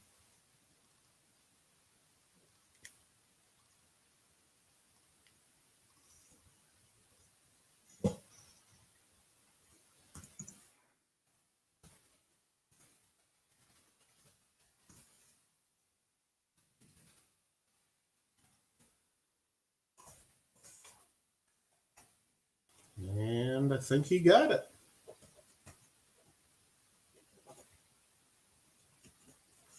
Congratulations, Larry Powell, number 2. And then Steve Woods comes in at 18. Let me refresh. I think he came in late on that one. I'm pretty sure he came in late. Let me refresh just to make sure. I want to be fair to everybody. Yeah, I got you coming in late, Steve. If you need me to show that on my screen, I will. But I got you coming in late, and so do a couple other people. Nick says he thinks the current San Francisco Mint opened in 38. Okay, yeah. So Nick, I think, yeah, that makes sense. And I think this had to have been made or put together before 1968, I think. Because I know you got nickels and cents that are 68 S's. So Interesting. Very good. Very good. All right. Yeah, we got Steve Woods coming in late. Larry Powell got that. All right. Make sure you guys are all in live chat like they say. What do we got coming up next? This one? No, it's not that one. It's lot number 7. I got to share my screen because I don't have lot number 7 here. I'm going to put it in here, and then I got to show you because this is a donation by John Duff. He says he'll either mail out to the winner or he'll mail it out to me to send to the winner.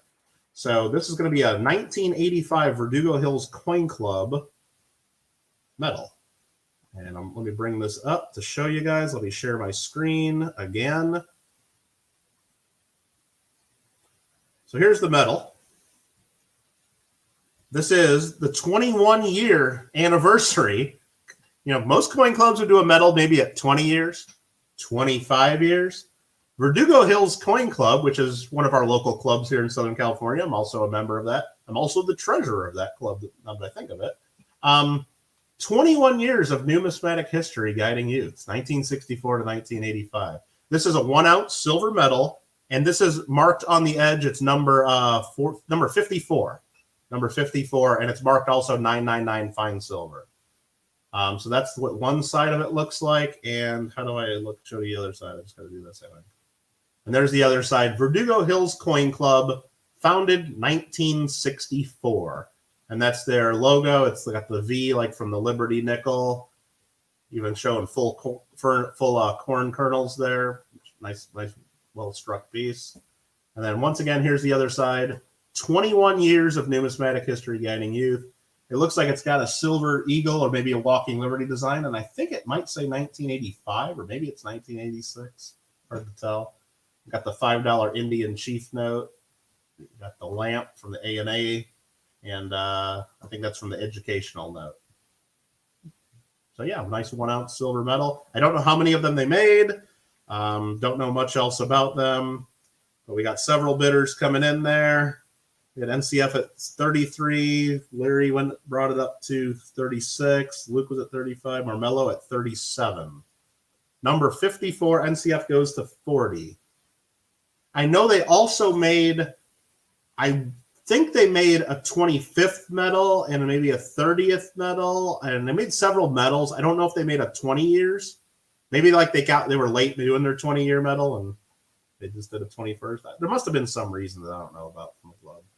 Luke goes to 44. Steve was at 43, but Luke had a 44 come in right about the same time. Larry's going to be out.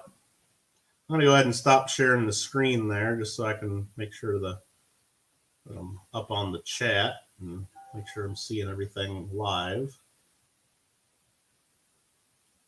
John Duff says they did a 21st anniversary, a 25th anniversary, and a 30th anniversary. Okay. So again, this here is going to be the 21st anniversary, number 54, and John Duff was the one who donated this, so thanks again to John Duff. Steve goes up to $47 on it, so Steve has it at 47.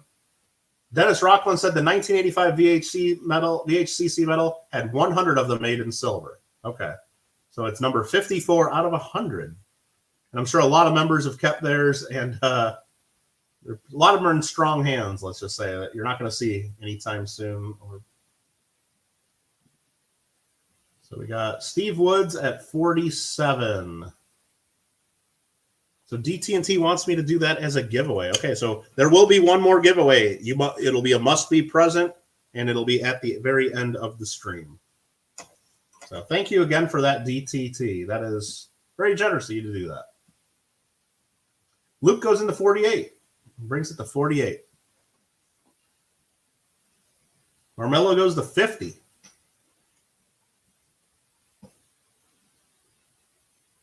Mr. Marmello at 50 US dollars. Luke at 54. Steve at 53, but Luke at 54.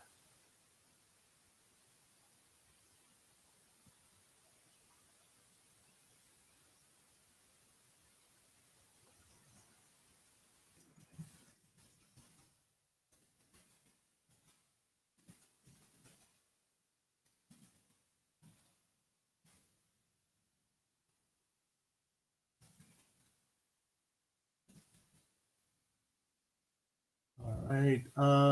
Luke goes to 60. Marmelo's outbid. Luke's at 60. He's trying to get funny there again.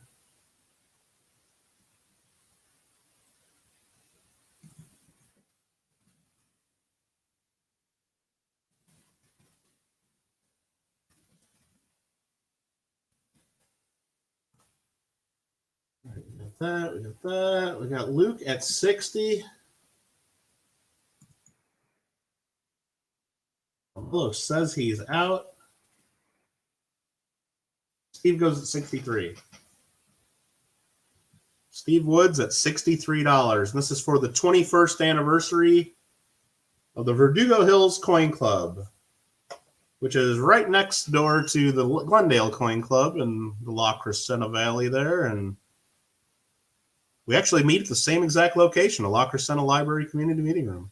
And wouldn't you know it?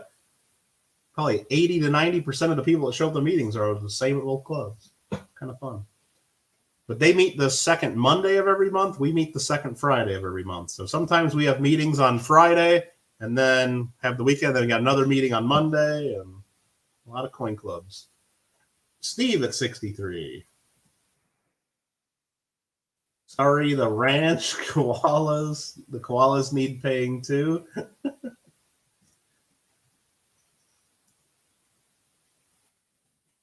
I think I deciphered that correctly. I translated that from New Zealand to English. I believe so. I think that might be Steve Woods winning this one. Congratulations and very generous. And I will have John send that to me so I can mail it right out to you, Steve, since I know you are always winning stuff and I got your information. But I'll have John send that to me. So it'll be I won't be able to send that out right away. It'll be a couple days before I can get that one right in the mail to you. Sharp's a member of A&A, looking for Michigan clubs tomorrow. Absolutely. Also look into Central States Numismatic Society, CSNS. Sharp. They'll probably have a listing of Michigan clubs too. Look at Central States Numismatic Society. They'll probably have a good list. Now we are going to lot number 8, and it's a coin from Australia, mate. Coin straight from Australia, mate. The 2019 Australian Kangaroo. 1 ounce of 4 nines fine silver. The other side has the queen on it. Bet you wouldn't have guessed it. Really cool design on these.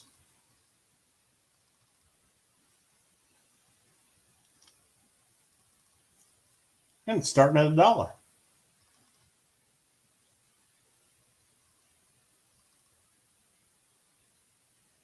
Vern goes to 25. Greg at 25.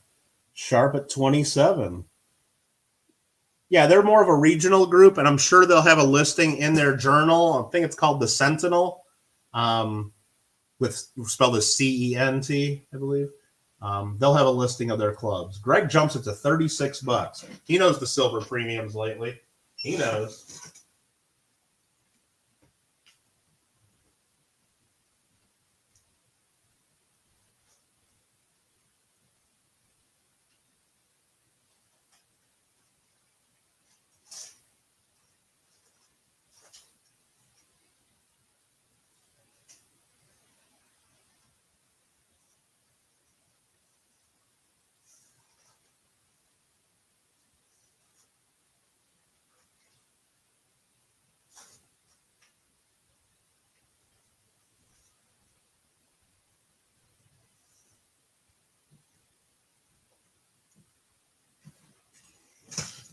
Okay, where are we at? Sharp with the 37, Marmelo at 30-something, but we're at Larry Powell at $40. That's a real bid. Larry Powell at $40.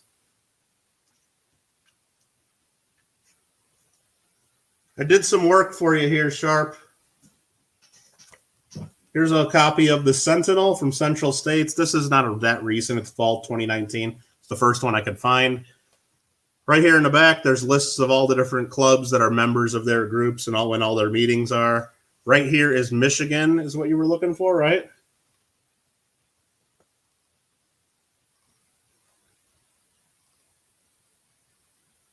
If you pause, you'll be able to read all that. Marmello goes to 42. See if there's more on the next page. There are.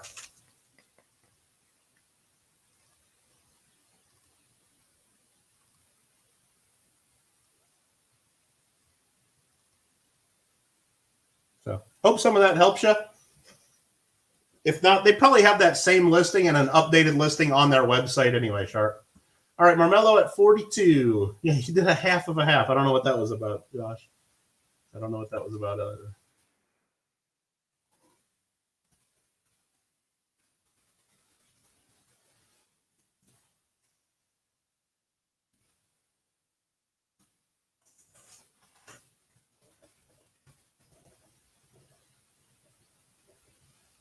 Mr. Marmello, this one's coming back to your neck of the woods. Thank you for the bids and congratulations. This next one's pretty cool. Next one's kind of cool. It's from Poland. Haven't had a Polish coin in a little while. We have it now. This is the 10th anniversary of Solidarity, Poland. Not really sure all the history of this. You guys can look it up in the World Coin Books. 1980 to 1990. Just a really neat design. I'm pretty sure Gordon donated this to our coin club a couple of years ago as well. And this is 100,000 is the denomination. Got a pretty sweet eagle. This is 1 ounce of 999 silver as well. 1 ounce of 999 silver. Galen goes to $35 after a few prior bids.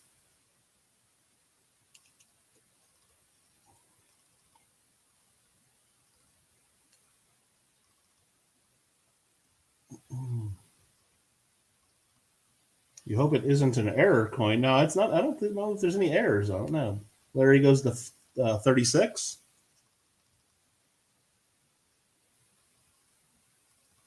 Sorry, the camera keeps focusing in and out, but trying our best.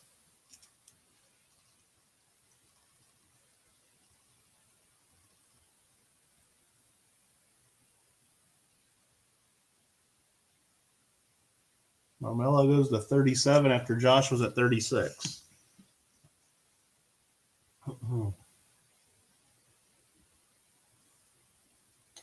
Marmello at $37 for the 1 ounce silver Polish coin. Larry goes to $40.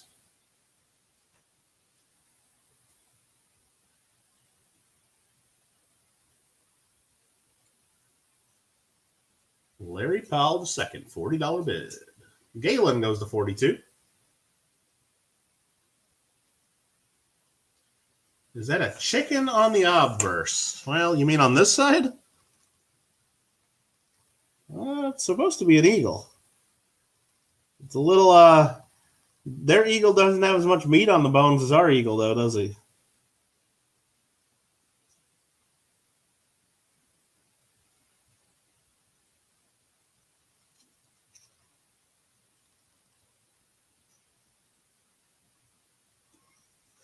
So Galen at $42. I think that's going to be do it. Everybody else is saying they're out.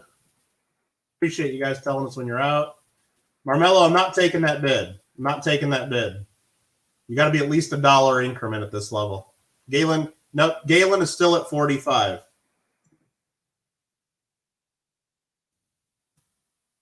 Sorry, Galen's still leading at 42 is what I said. Or I meant to say. Galen leading at 42. Not going to take a bit of just a couple pennies extra. Not going to do it. It's not fair to the people leading.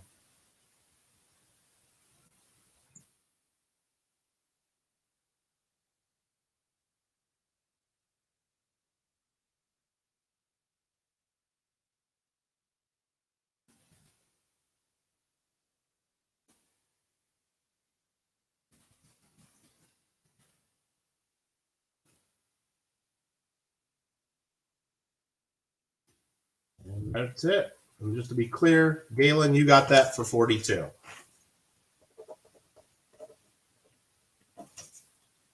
Thank you very much.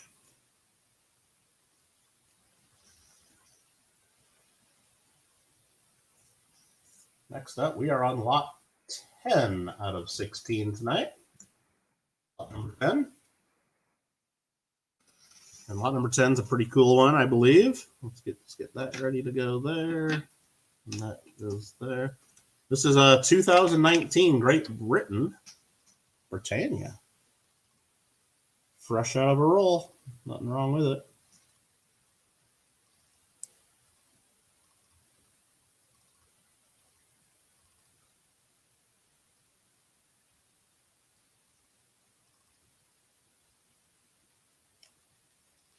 Gringo's in it for $30.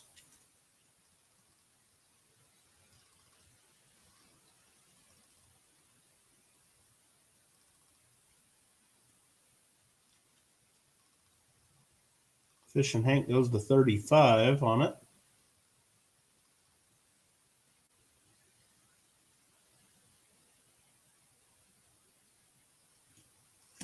Again, the full list of auction items for the rest, or for all of them, are just in the description to the video if you have not yet seen or you want to know what's coming up next. We got Sharp goes to $37. But I mean, I can just tell you what's coming up. We got another couple pieces of currency. We got a 1963 bar note that's certified. We got a 2021 Silver Eagle. We got a old Shreveport, Louisiana 1860s remainder $20 note. We got a 1986 proof Silver Eagle coming up. A 2016 turtle coin, it's 2 ounces, and a MS-67 Merc dime. That's what's coming up.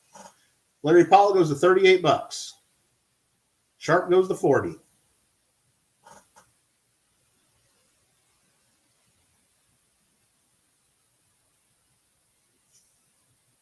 Sharp goes to $40.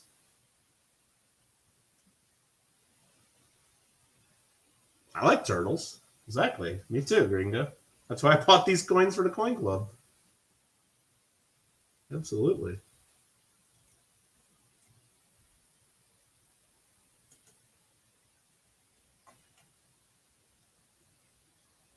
Marmello goes to 42. Sharp goes to 43.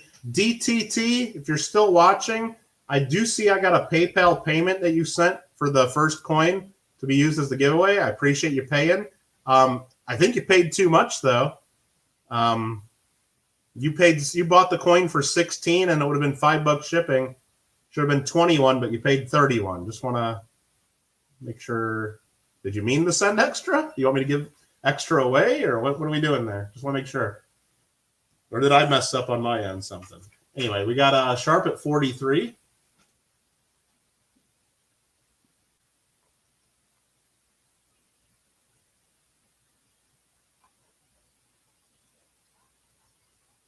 Sharp at 43.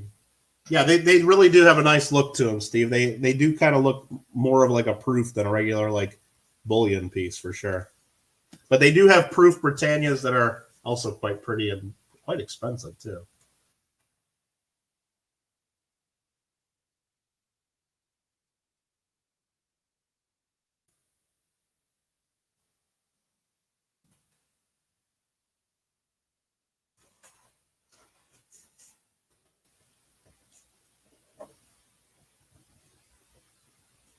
Sharp, congratulations, $43 bid.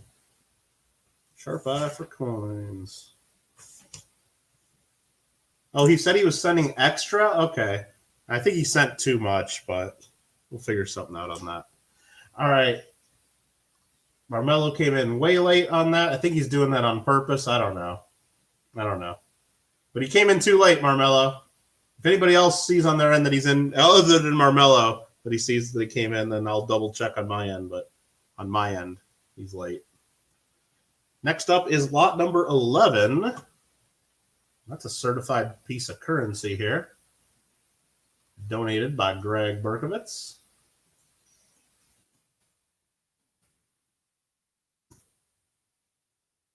Lot number 11. This is a 1963B Joseph Barr note. And it's graded by PCGS Banknote as a choice uncirculated 64 PPQ. 1963B. Well, that's the premium paper quality. And Greg did send me something to read to y'all about that, just so you know why this note's special. So President Lyndon B. Johnson appointed Joseph W. Barr as the Undersecretary of the Treasury from 1965 through 1968. Upon the resignation of Henry Fowler, Joseph W. Barr became the Secretary of the Treasury on December 21st, 1968. And 28 days later, he resigned. He was the shortest treasurer to hold the office, and that's why these notes are pretty collectible. He was only the treasurer for 28 days, but you get a note with his signature on it right here. We got several bids. It goes 10, 15, 12, 16, 15, 19, 18, 17. And we got Fish and Hank in the lead right now at 20. SoCal Box Breaks comes back at 23. And thanks again to Greg for sending that in for a donation. Very cool. The FR number is right up there at the top. FR 1902-G.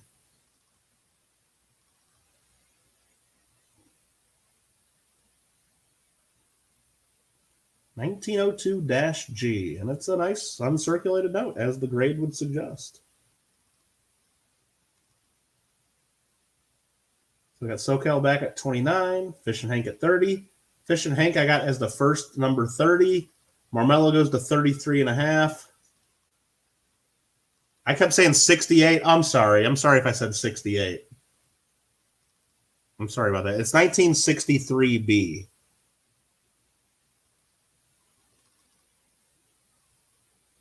The 1968 that I said was when that's when he became secretary. So Joseph W. Barr became Secretary of the Treasury on December 21st, 1968, and then he resigned 28 days later. So even though he didn't become secretary until 68, they still use Series 63. They just did 63B. The series number doesn't necessarily mean the year the bills were printed. So because he didn't become Treasury Secretary until late 1968, this bill wasn't printed until 1968 or 1969. So, but it's Series 1963B. Hope that clears it up. Or maybe I said some number differences there too. SoCal goes to 34, Marmello at 35. I got Marmello as the first at 35. It's got 3 7s in the series. Yeah, it ends in 777s. That could be lucky for somebody. You never know. And it's actually got more 7s because G is Chicago, and that's number 7. It's got 7s in all the corners too. How you like that? How you like that? Marmello's underbidding himself now. Hank's at $36. Hank is at $36.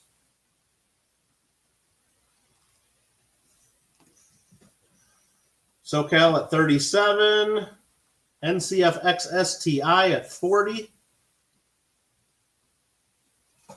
Yeah, Steve Woods, when you see all those notes, all those old silver certificates from 1935, they're Series 35, 35A, B, C, D, G, whatever. They keep going up.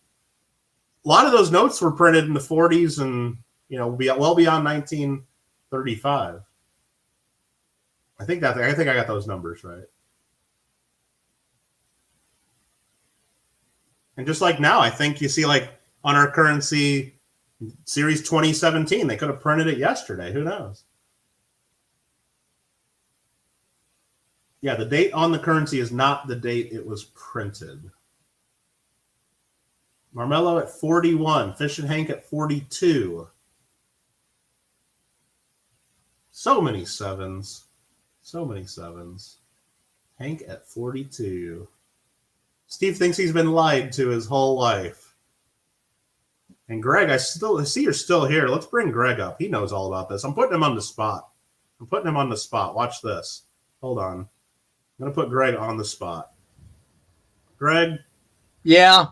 Tell us about the dates. Why don't they use the date they print them? What does that mean? All right. The initial date, the year date, is the date of the design, and they do make small design changes in the note. So the design change is 1963. A series A, B, C will be necessitated by the change of either the Secretary of the Treasury or the cabinet secretary, the other signature, which is the treasurer of the secretary. Anyway, when they change the signatures, that's when you start getting the A, B, and C. So the design might be 63, and they using the design, but when they change either the Secretary of the Treasury or the Treasurer of the United States, they have to change they keep the series, but they add the A, B, C. So that's why you'll have a lot of the early silver certificates, like the 57s, 57s will have A, B, C, D all the way through H, whatever. Right, and that's just that's what I was thinking about. The silver certificates, they did them in 1935, and then didn't it jump to 57?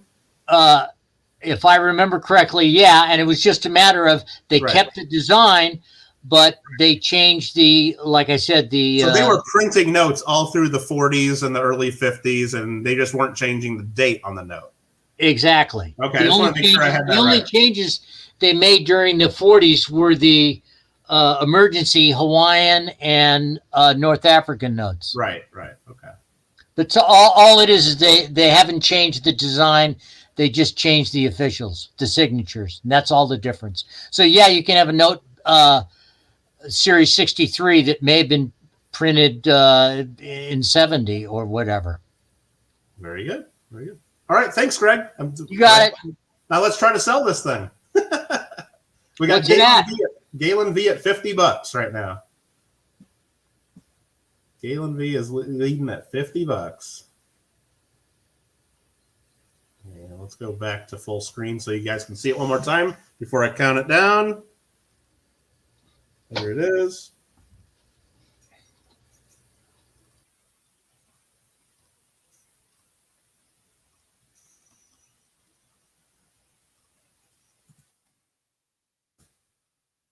Steve goes to $63. I want to make sure if that was a typo and you meant 53, just say so. But I think he probably meant 63. But he says enough of this bidding it up like $1 or 50 cents each time. Steve wants it.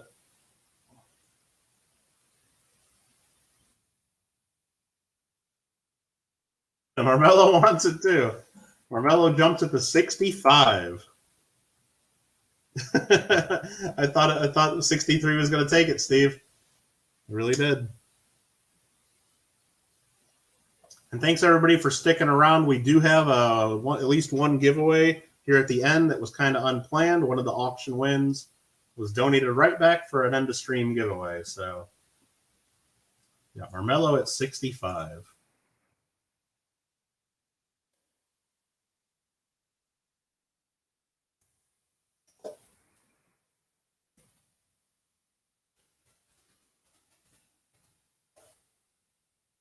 Let's see if that holds up. I think it will.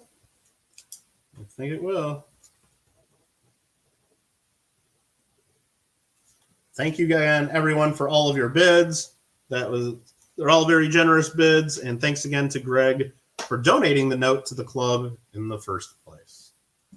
The Dude Abide wants to know, am I going to be doing some gaming tonight? I'm going to try to.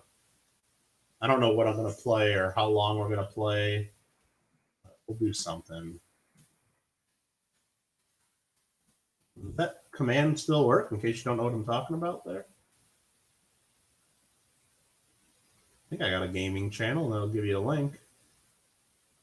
I don't know all my commands. There you go. If you want to watch us play video games and do so very poorly, you can watch us play later. So we got a Silver Eagle here. This was donated by Gordon O'Rourke.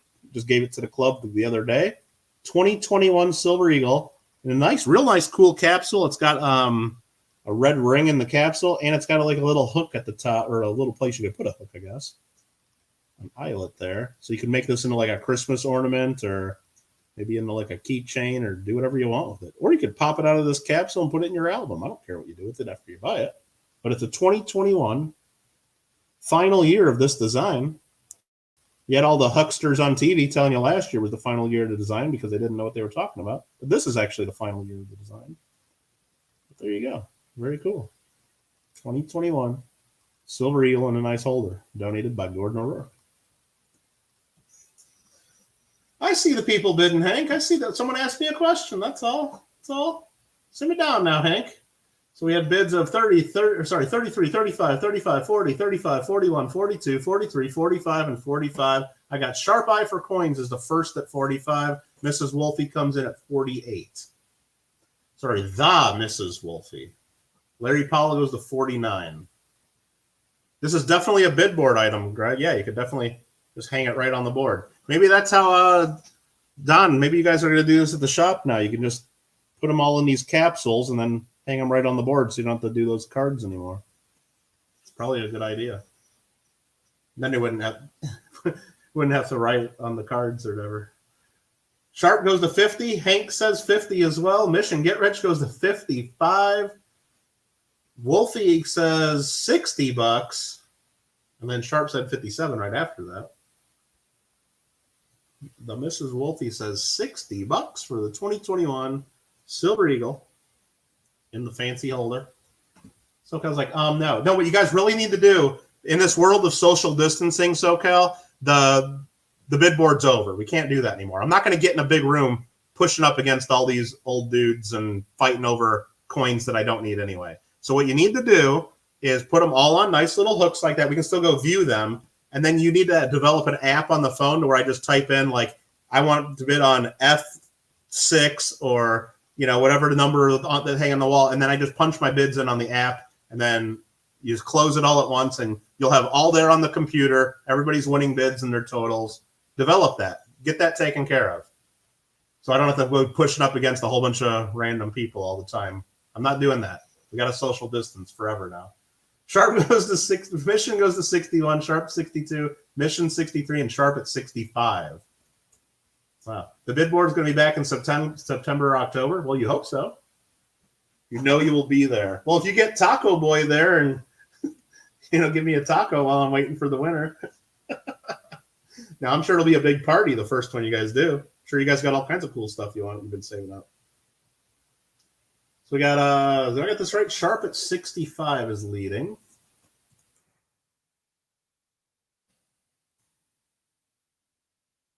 That'd be so much better if you just had an app where I could punch in my bids and then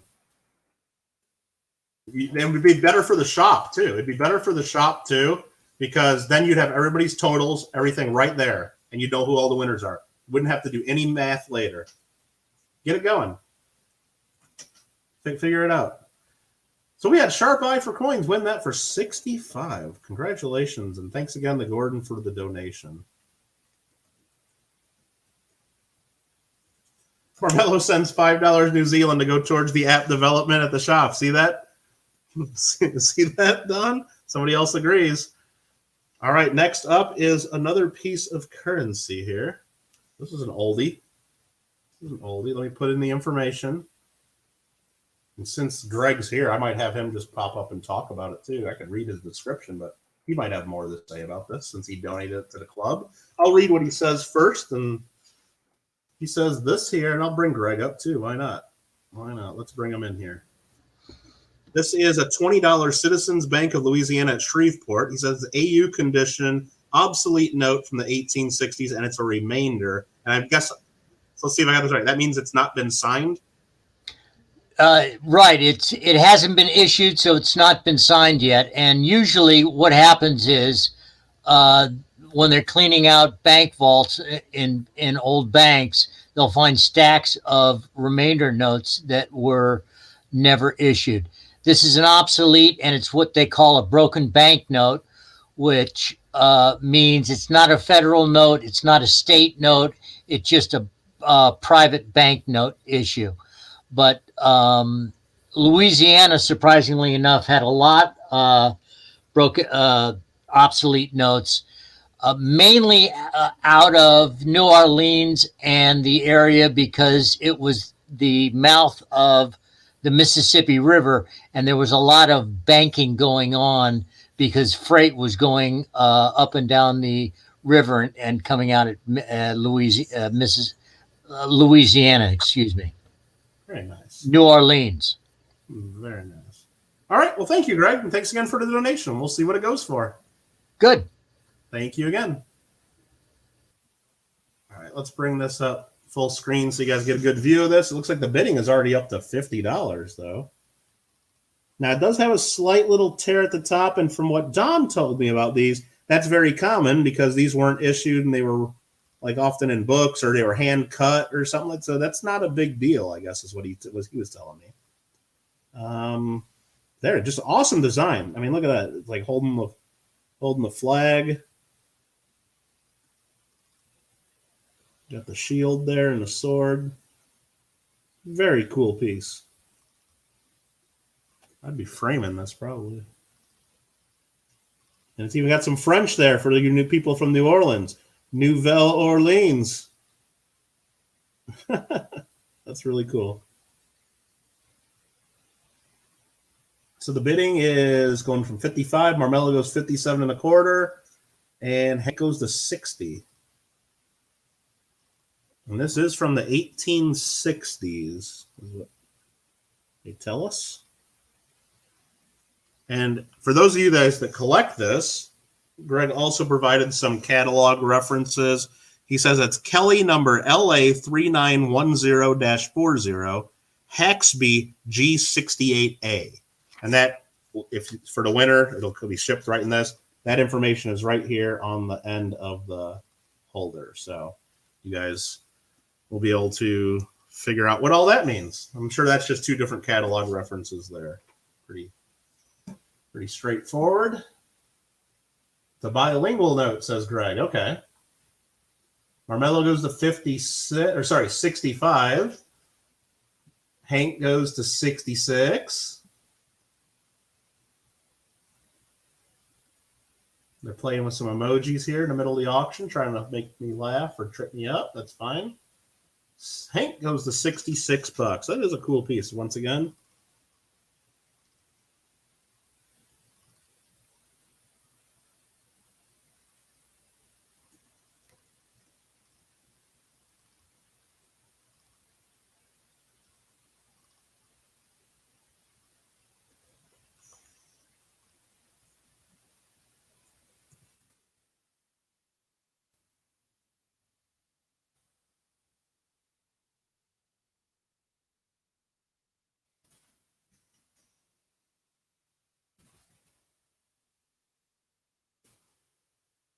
And I think Marmello got in there before I hit sold. Let me just refresh to make sure.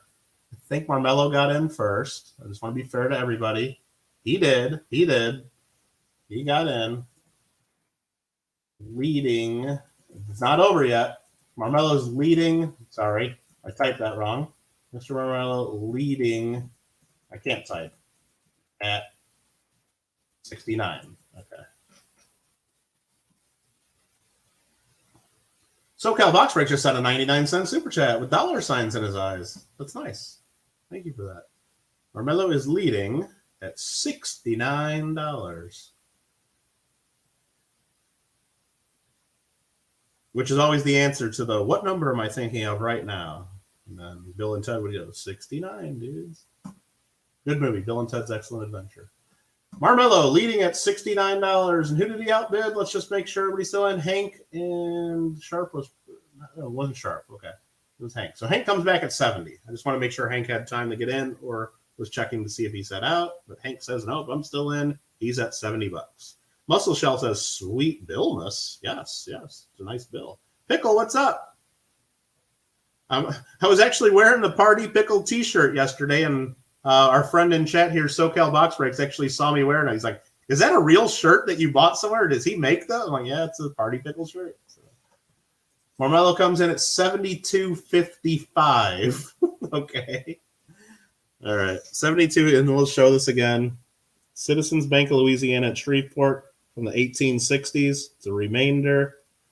And guy holding the flag. Looks like there might be a bale of cotton and some barrels and some stuff there. Then you got the probably Lady Liberty with a shield and a sword.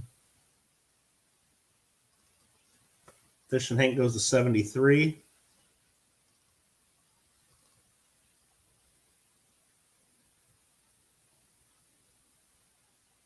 Need to watch Bill and Ted again. Steve, it was actually on. I was flipping through. It was like last night. They had it on TV on one of the movie channels, so I watched part of it. And they had it was the very end of the movie when they were doing the speeches, and you get the football player up there, and he's like, things are getting bigger yet smaller, and things are like different, but they're the same. It's computers. All right. You guys got to start bidding in some real numbers here. You guys are confusing the hell out of me here. I'm saying Hank's leading at $73. This is getting ridiculous. Hank's lead, full dollar increments. Hank's leading at $73.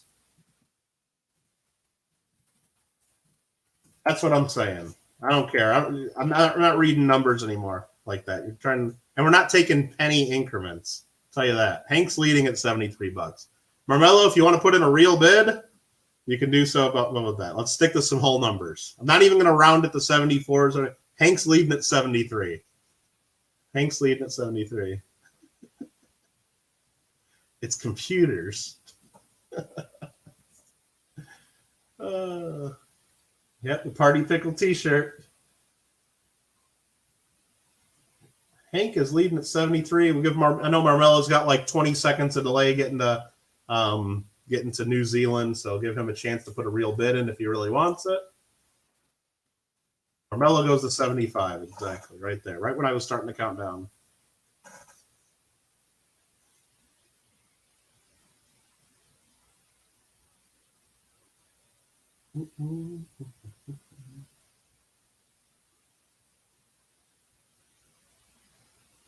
Hank and Marmello are battling over the Citizens Bank of Louisiana at Shreveport note. Got Hank coming back at 76.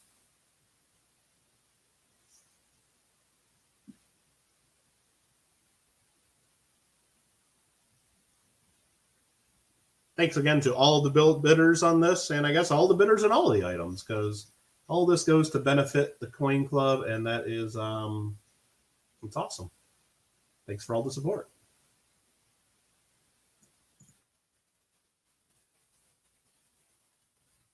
And he gets right in there, right when I start my countdown. Marmello knows to put a bid in right then and there. Marmello at $77.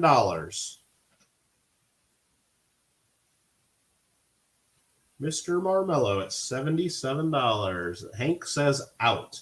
Now, he says he's out. He says he's out. That is not a binding thing, and he can change his mind before I say sold. I'm just going to say that. But he says he's out, so we'll see. Marmello at 77.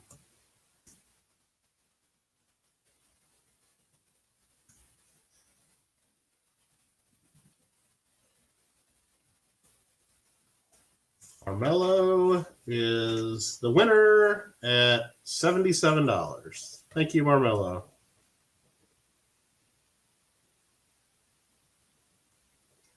Pickle wants to know, that any of them not sell? No, everything sells. We start everything at $1. Absolutely everything does sell. Nothing went unsold. Nothing went unsold. But there are three items. Can't even speak. There are 3 items left. I got to enunciate. The first of those 3 items is this one right here, a 1986 American Proof Silver Eagle. Well, first of all, you get a box. You get a box. You get this little booklet called the Certificate of Authenticity. It's a 4-page booklet. You got page 1, page 2, page 3, and page 4. Or it's just one sheet that's been folded in half. I don't know however you look at it. It has all the information. You can take a screenshot of that if you want to know all the information about the very first year Silver Eagle and a proof. And if you guys know anything about proof Silver Eagles, I'm sure Don will be bidding on this soon. The values of these things have skyrocketed along with the silver prices and everything else. The premiums of these have been crazy. And look at that. There you go. There's the coin. Let's pull this on out of here. Take a look at it.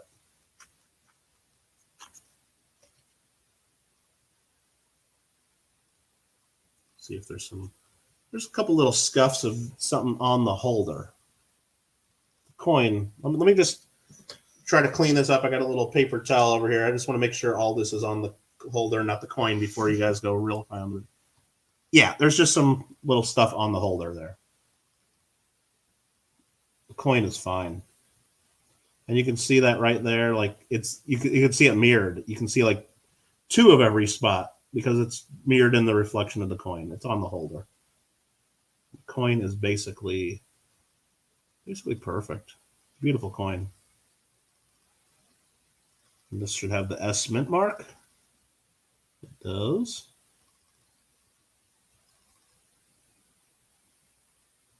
Beautiful.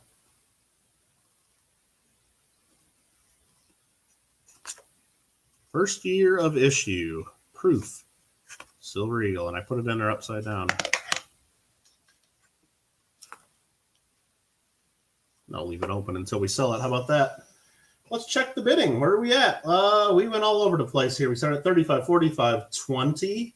No, not 20. Not $2.68. We went 50 to 46 to 55 to 60, 65, 70, 80, 85, 85, 93, 95, and we're at $100 by Fish and Hank. Whoa. Yikes. All right. We're at $100 with Fish and Hank. That escalated quickly. But I told you, the values of these have gone up, and the first year one is a little bit better. In bad light, looks like something on the face. Well, that's why we take our pictures and images of coins in good lighting. Well, that's really why I do videos of coins, because look, I can make the coin look one way, look like that this way, but if I go this way, it looks different. If I go this way, it looks even different. I mean, that's why. Or if I shine it right into a light bulb, if I can, then it looks even different. Yeah, I mean, that's why I like videos of coins, because you get to see all the different looks. Vern goes to 101. Steve goes to 107. But yeah, first year of issue. Proof Silver Eagles have skyrocketed. I had a few weeks ago, and I'm sure that it might even be hotter now. I had dealers contacting me, just to like big national like bullion companies, seeing if I had Silver Eagles, and they said they didn't care what dates or whether they had the box and the paperwork. Like they were offering, I think, $64 or $65 a coin or something like that, just because they needed mass quantities for some reason. So the prices of these have gone up a ton, and that's just for any old average day. This is the first year of issue. Hank goes to 108. And I'm sure Don would say that too, but Don already left. Okay, Don signed out, or maybe he got disconnected. I'm sure he would tell you that they probably can't even keep them in stock at the store. Dragon, Mr. K, Dragon. What are we talking about, Marmello? I have no idea what you're talking about. Oh, it looks like dragons on the face. I don't know. All right. Hank at $108. And Steve goes to 113. Steve goes to 113. Nightbot wants to remind you, if you entered our free monthly coin giveaway, there's always an amazing giveaway going on this channel. So check out that link if you're not in on it yet. Don went to bed. He did not go to bed. Golden Fire, I guarantee you, if I go onto my gaming channel after this, and if I decide to play Minecraft, I'll log in. He's probably playing Minecraft. That's what he's doing. He's not going to bed. Fish and Hank goes to 115.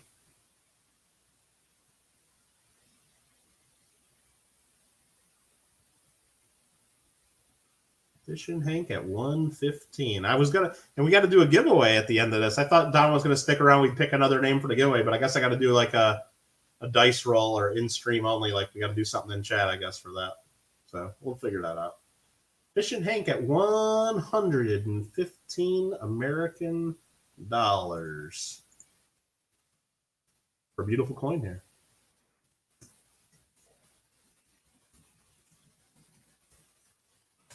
Congratulations on that.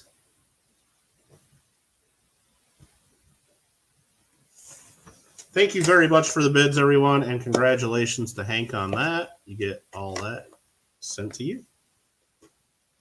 Second to last item. I like turtles. I like turtles. This is the 2016 2-ounce silver turtle. 2-ounce silver turtle from Newey. So he did say he was going to hit the hay, said he'd talk to you. All right, I missed that. Thanks, Golden Fire. Appreciate that. Play Civ Canada. I'm planning on that, Marmel. I'm planning on that. I just don't know when I'm going to do it or if it's going to be a live stream. Not sure about that. Not sure about that. So this is a 2-ounce silver. I could barely get it in the 2x2 there without bursting the plastic in there, but 2-ounce silver turtle.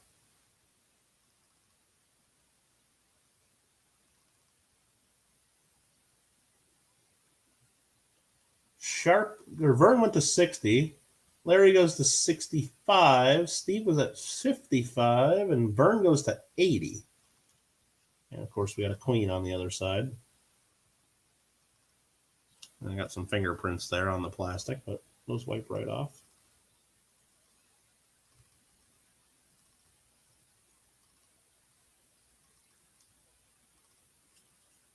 I like turtles. Larry goes to 82. Hank goes to 85.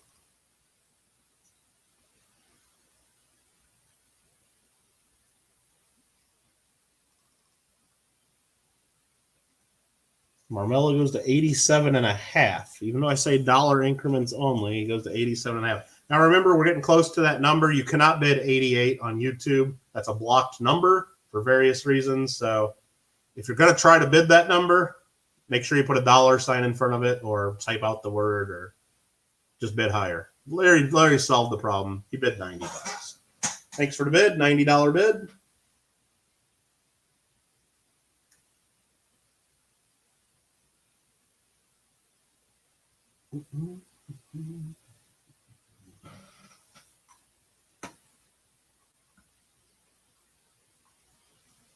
Larry Powell at $90. Hey, Rita. Sorry to hear that. Sorry to hear that. Hank goes to 91. Why is that blocked? Really don't want to get into it too much because they make transcripts of what we say, and then that too will become blocked. But anyway, I guess the story here is 8 is the 8th letter of the alphabet, which is H, and that stands for HH, and that's the initials of a very bad man from history. And some people like to say that. And anyway, we don't do that. That's enough. You can figure it out after that. Need someone to respect some authority. Marmello's bidding 92.88. Jesus, I'm gonna have to ban Marmello from the auctions at some point if he doesn't follow directions. He'll be sad about that. Good evening, Coin Hunters Corner. Yeah, Jason Trumbull won a giveaway earlier. He's got 7 days to claim it.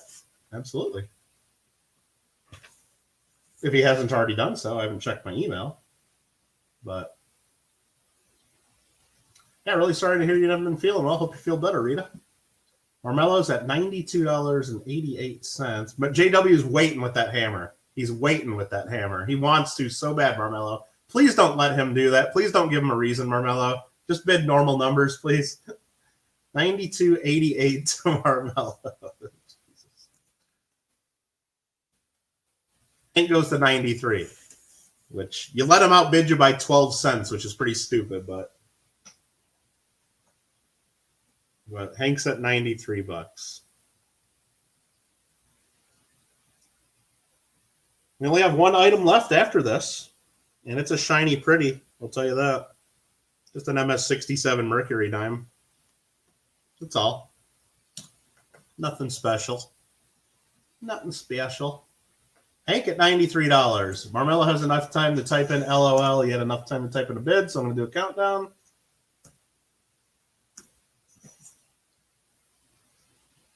Burns like, do it. Ban him. Can't see him anyway. Marmello comes in at 95 right at the last minute.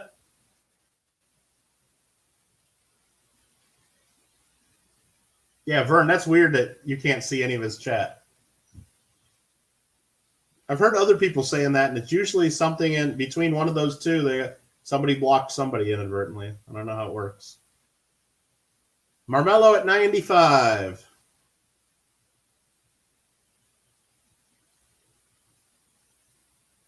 $95. One more item after this, then we'll do a giveaway from DT and T, who won the first item and said give it away.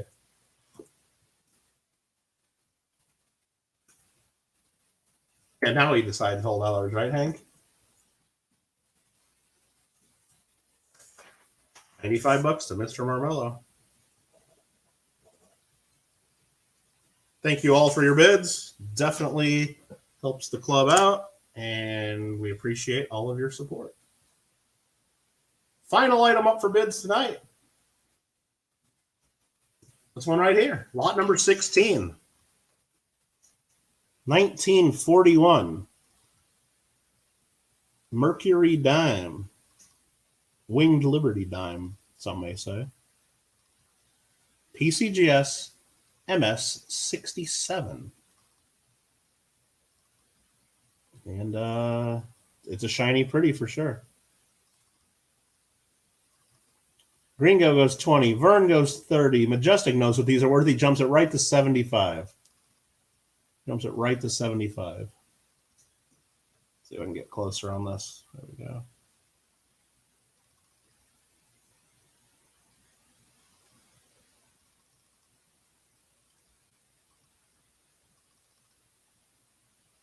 And if you guys want to see it even closer, see anything, I can turn on the microscope and we can go all out on it if you really need to. Just let me know. Just let me know. But Majestic was at 75. Hank goes to 90. Full bands, I'll check with my loop real quick. It's not graded full bands, so I'm going to say no. And it's about 50% of the way there. It's not full bands. It's got some split to the band, not a full split band. So now, you do want to see the microscope. I figured somebody would ask. I figured someone. Majestic's at $100. All right, let's see if we can get this on without ruining the whole stream and screwing this up. Is it plugged in? There we go. Let's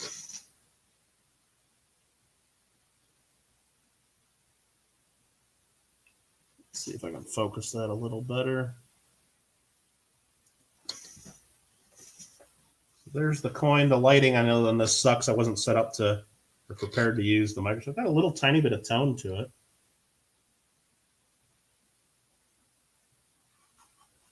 Hank goes to 110. Here's the other side. You can see it's not a full split band. It's got a tiny bit of splitting in it, but it's not there. That's central bands.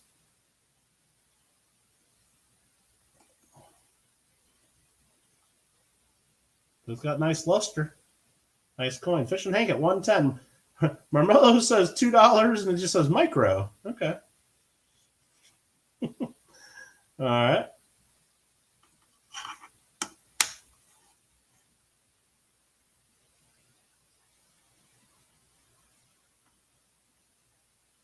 Hope you guys see everything you need to see there. Again, we're looking through just a crappy little USB microscope that costs like $20-25. So it looked better in hand and under like a really good camera. I'll tell you that. But in the meantime, we'll just use this view just to show you that luster again. But I think Hank might be getting this one. Let's go ahead and close that where I had to switch to that.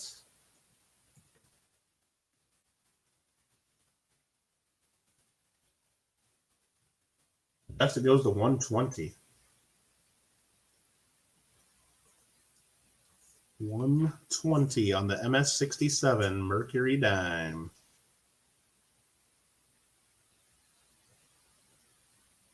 And again, anyone who wins any of the giveaways or has won any of the auctions needs to send me an email. And I'm assuming everybody wants to pay by PayPal. If you don't want to pay by PayPal, tell me in that email how you wish to pay. If you don't tell me in that email how you wish to pay, I'm just going to send you a PayPal invoice in the next 24 hours. It's probably not going to be tonight. It's already almost 9 o'clock, and I didn't listen to my sister earlier who said, make sure you remember to eat before you get ready for the meeting because you always complain afterwards that you're tired. Well, yeah, I didn't do it. No, I was busy getting ready for the meeting. So we got Majestic at 120. So, and I might have to go play some games or something later. I got another coin. I got another whole channel I got to deal with. I got another whole stream to do later tonight. Got work to do.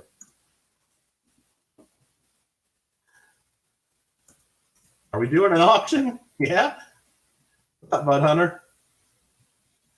With that right there, the auction just ended, Mud Hunter. So yeah, the auction's over.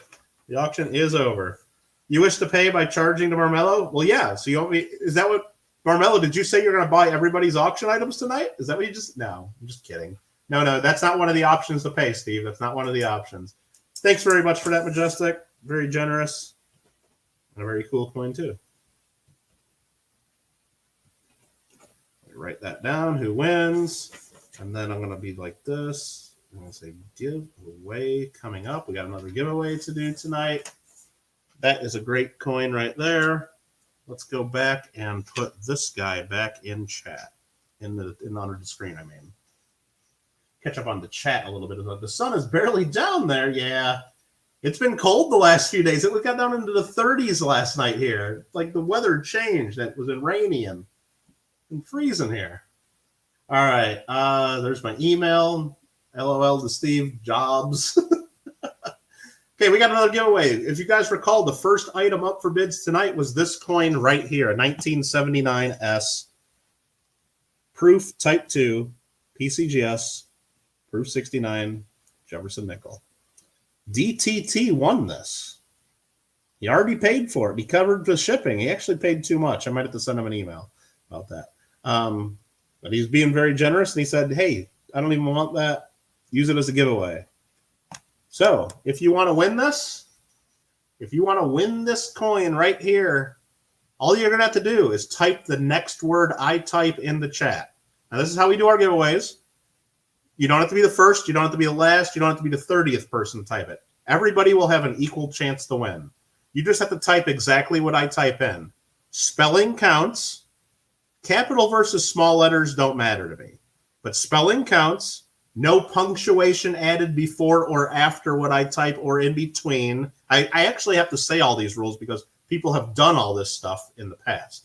So all you got to do is type the next thing I type. Everyone will have an equal chance to win, and only enter if you actually want to win it. That's all you got to do. Okay? That's it. So one time per person, no retracting comments. If you misspell it and you can't retract and then enter again, I count that as 200. No, get it right the first time. You have plenty of time to do this. It's not tough. It's not tough. Good luck, everybody.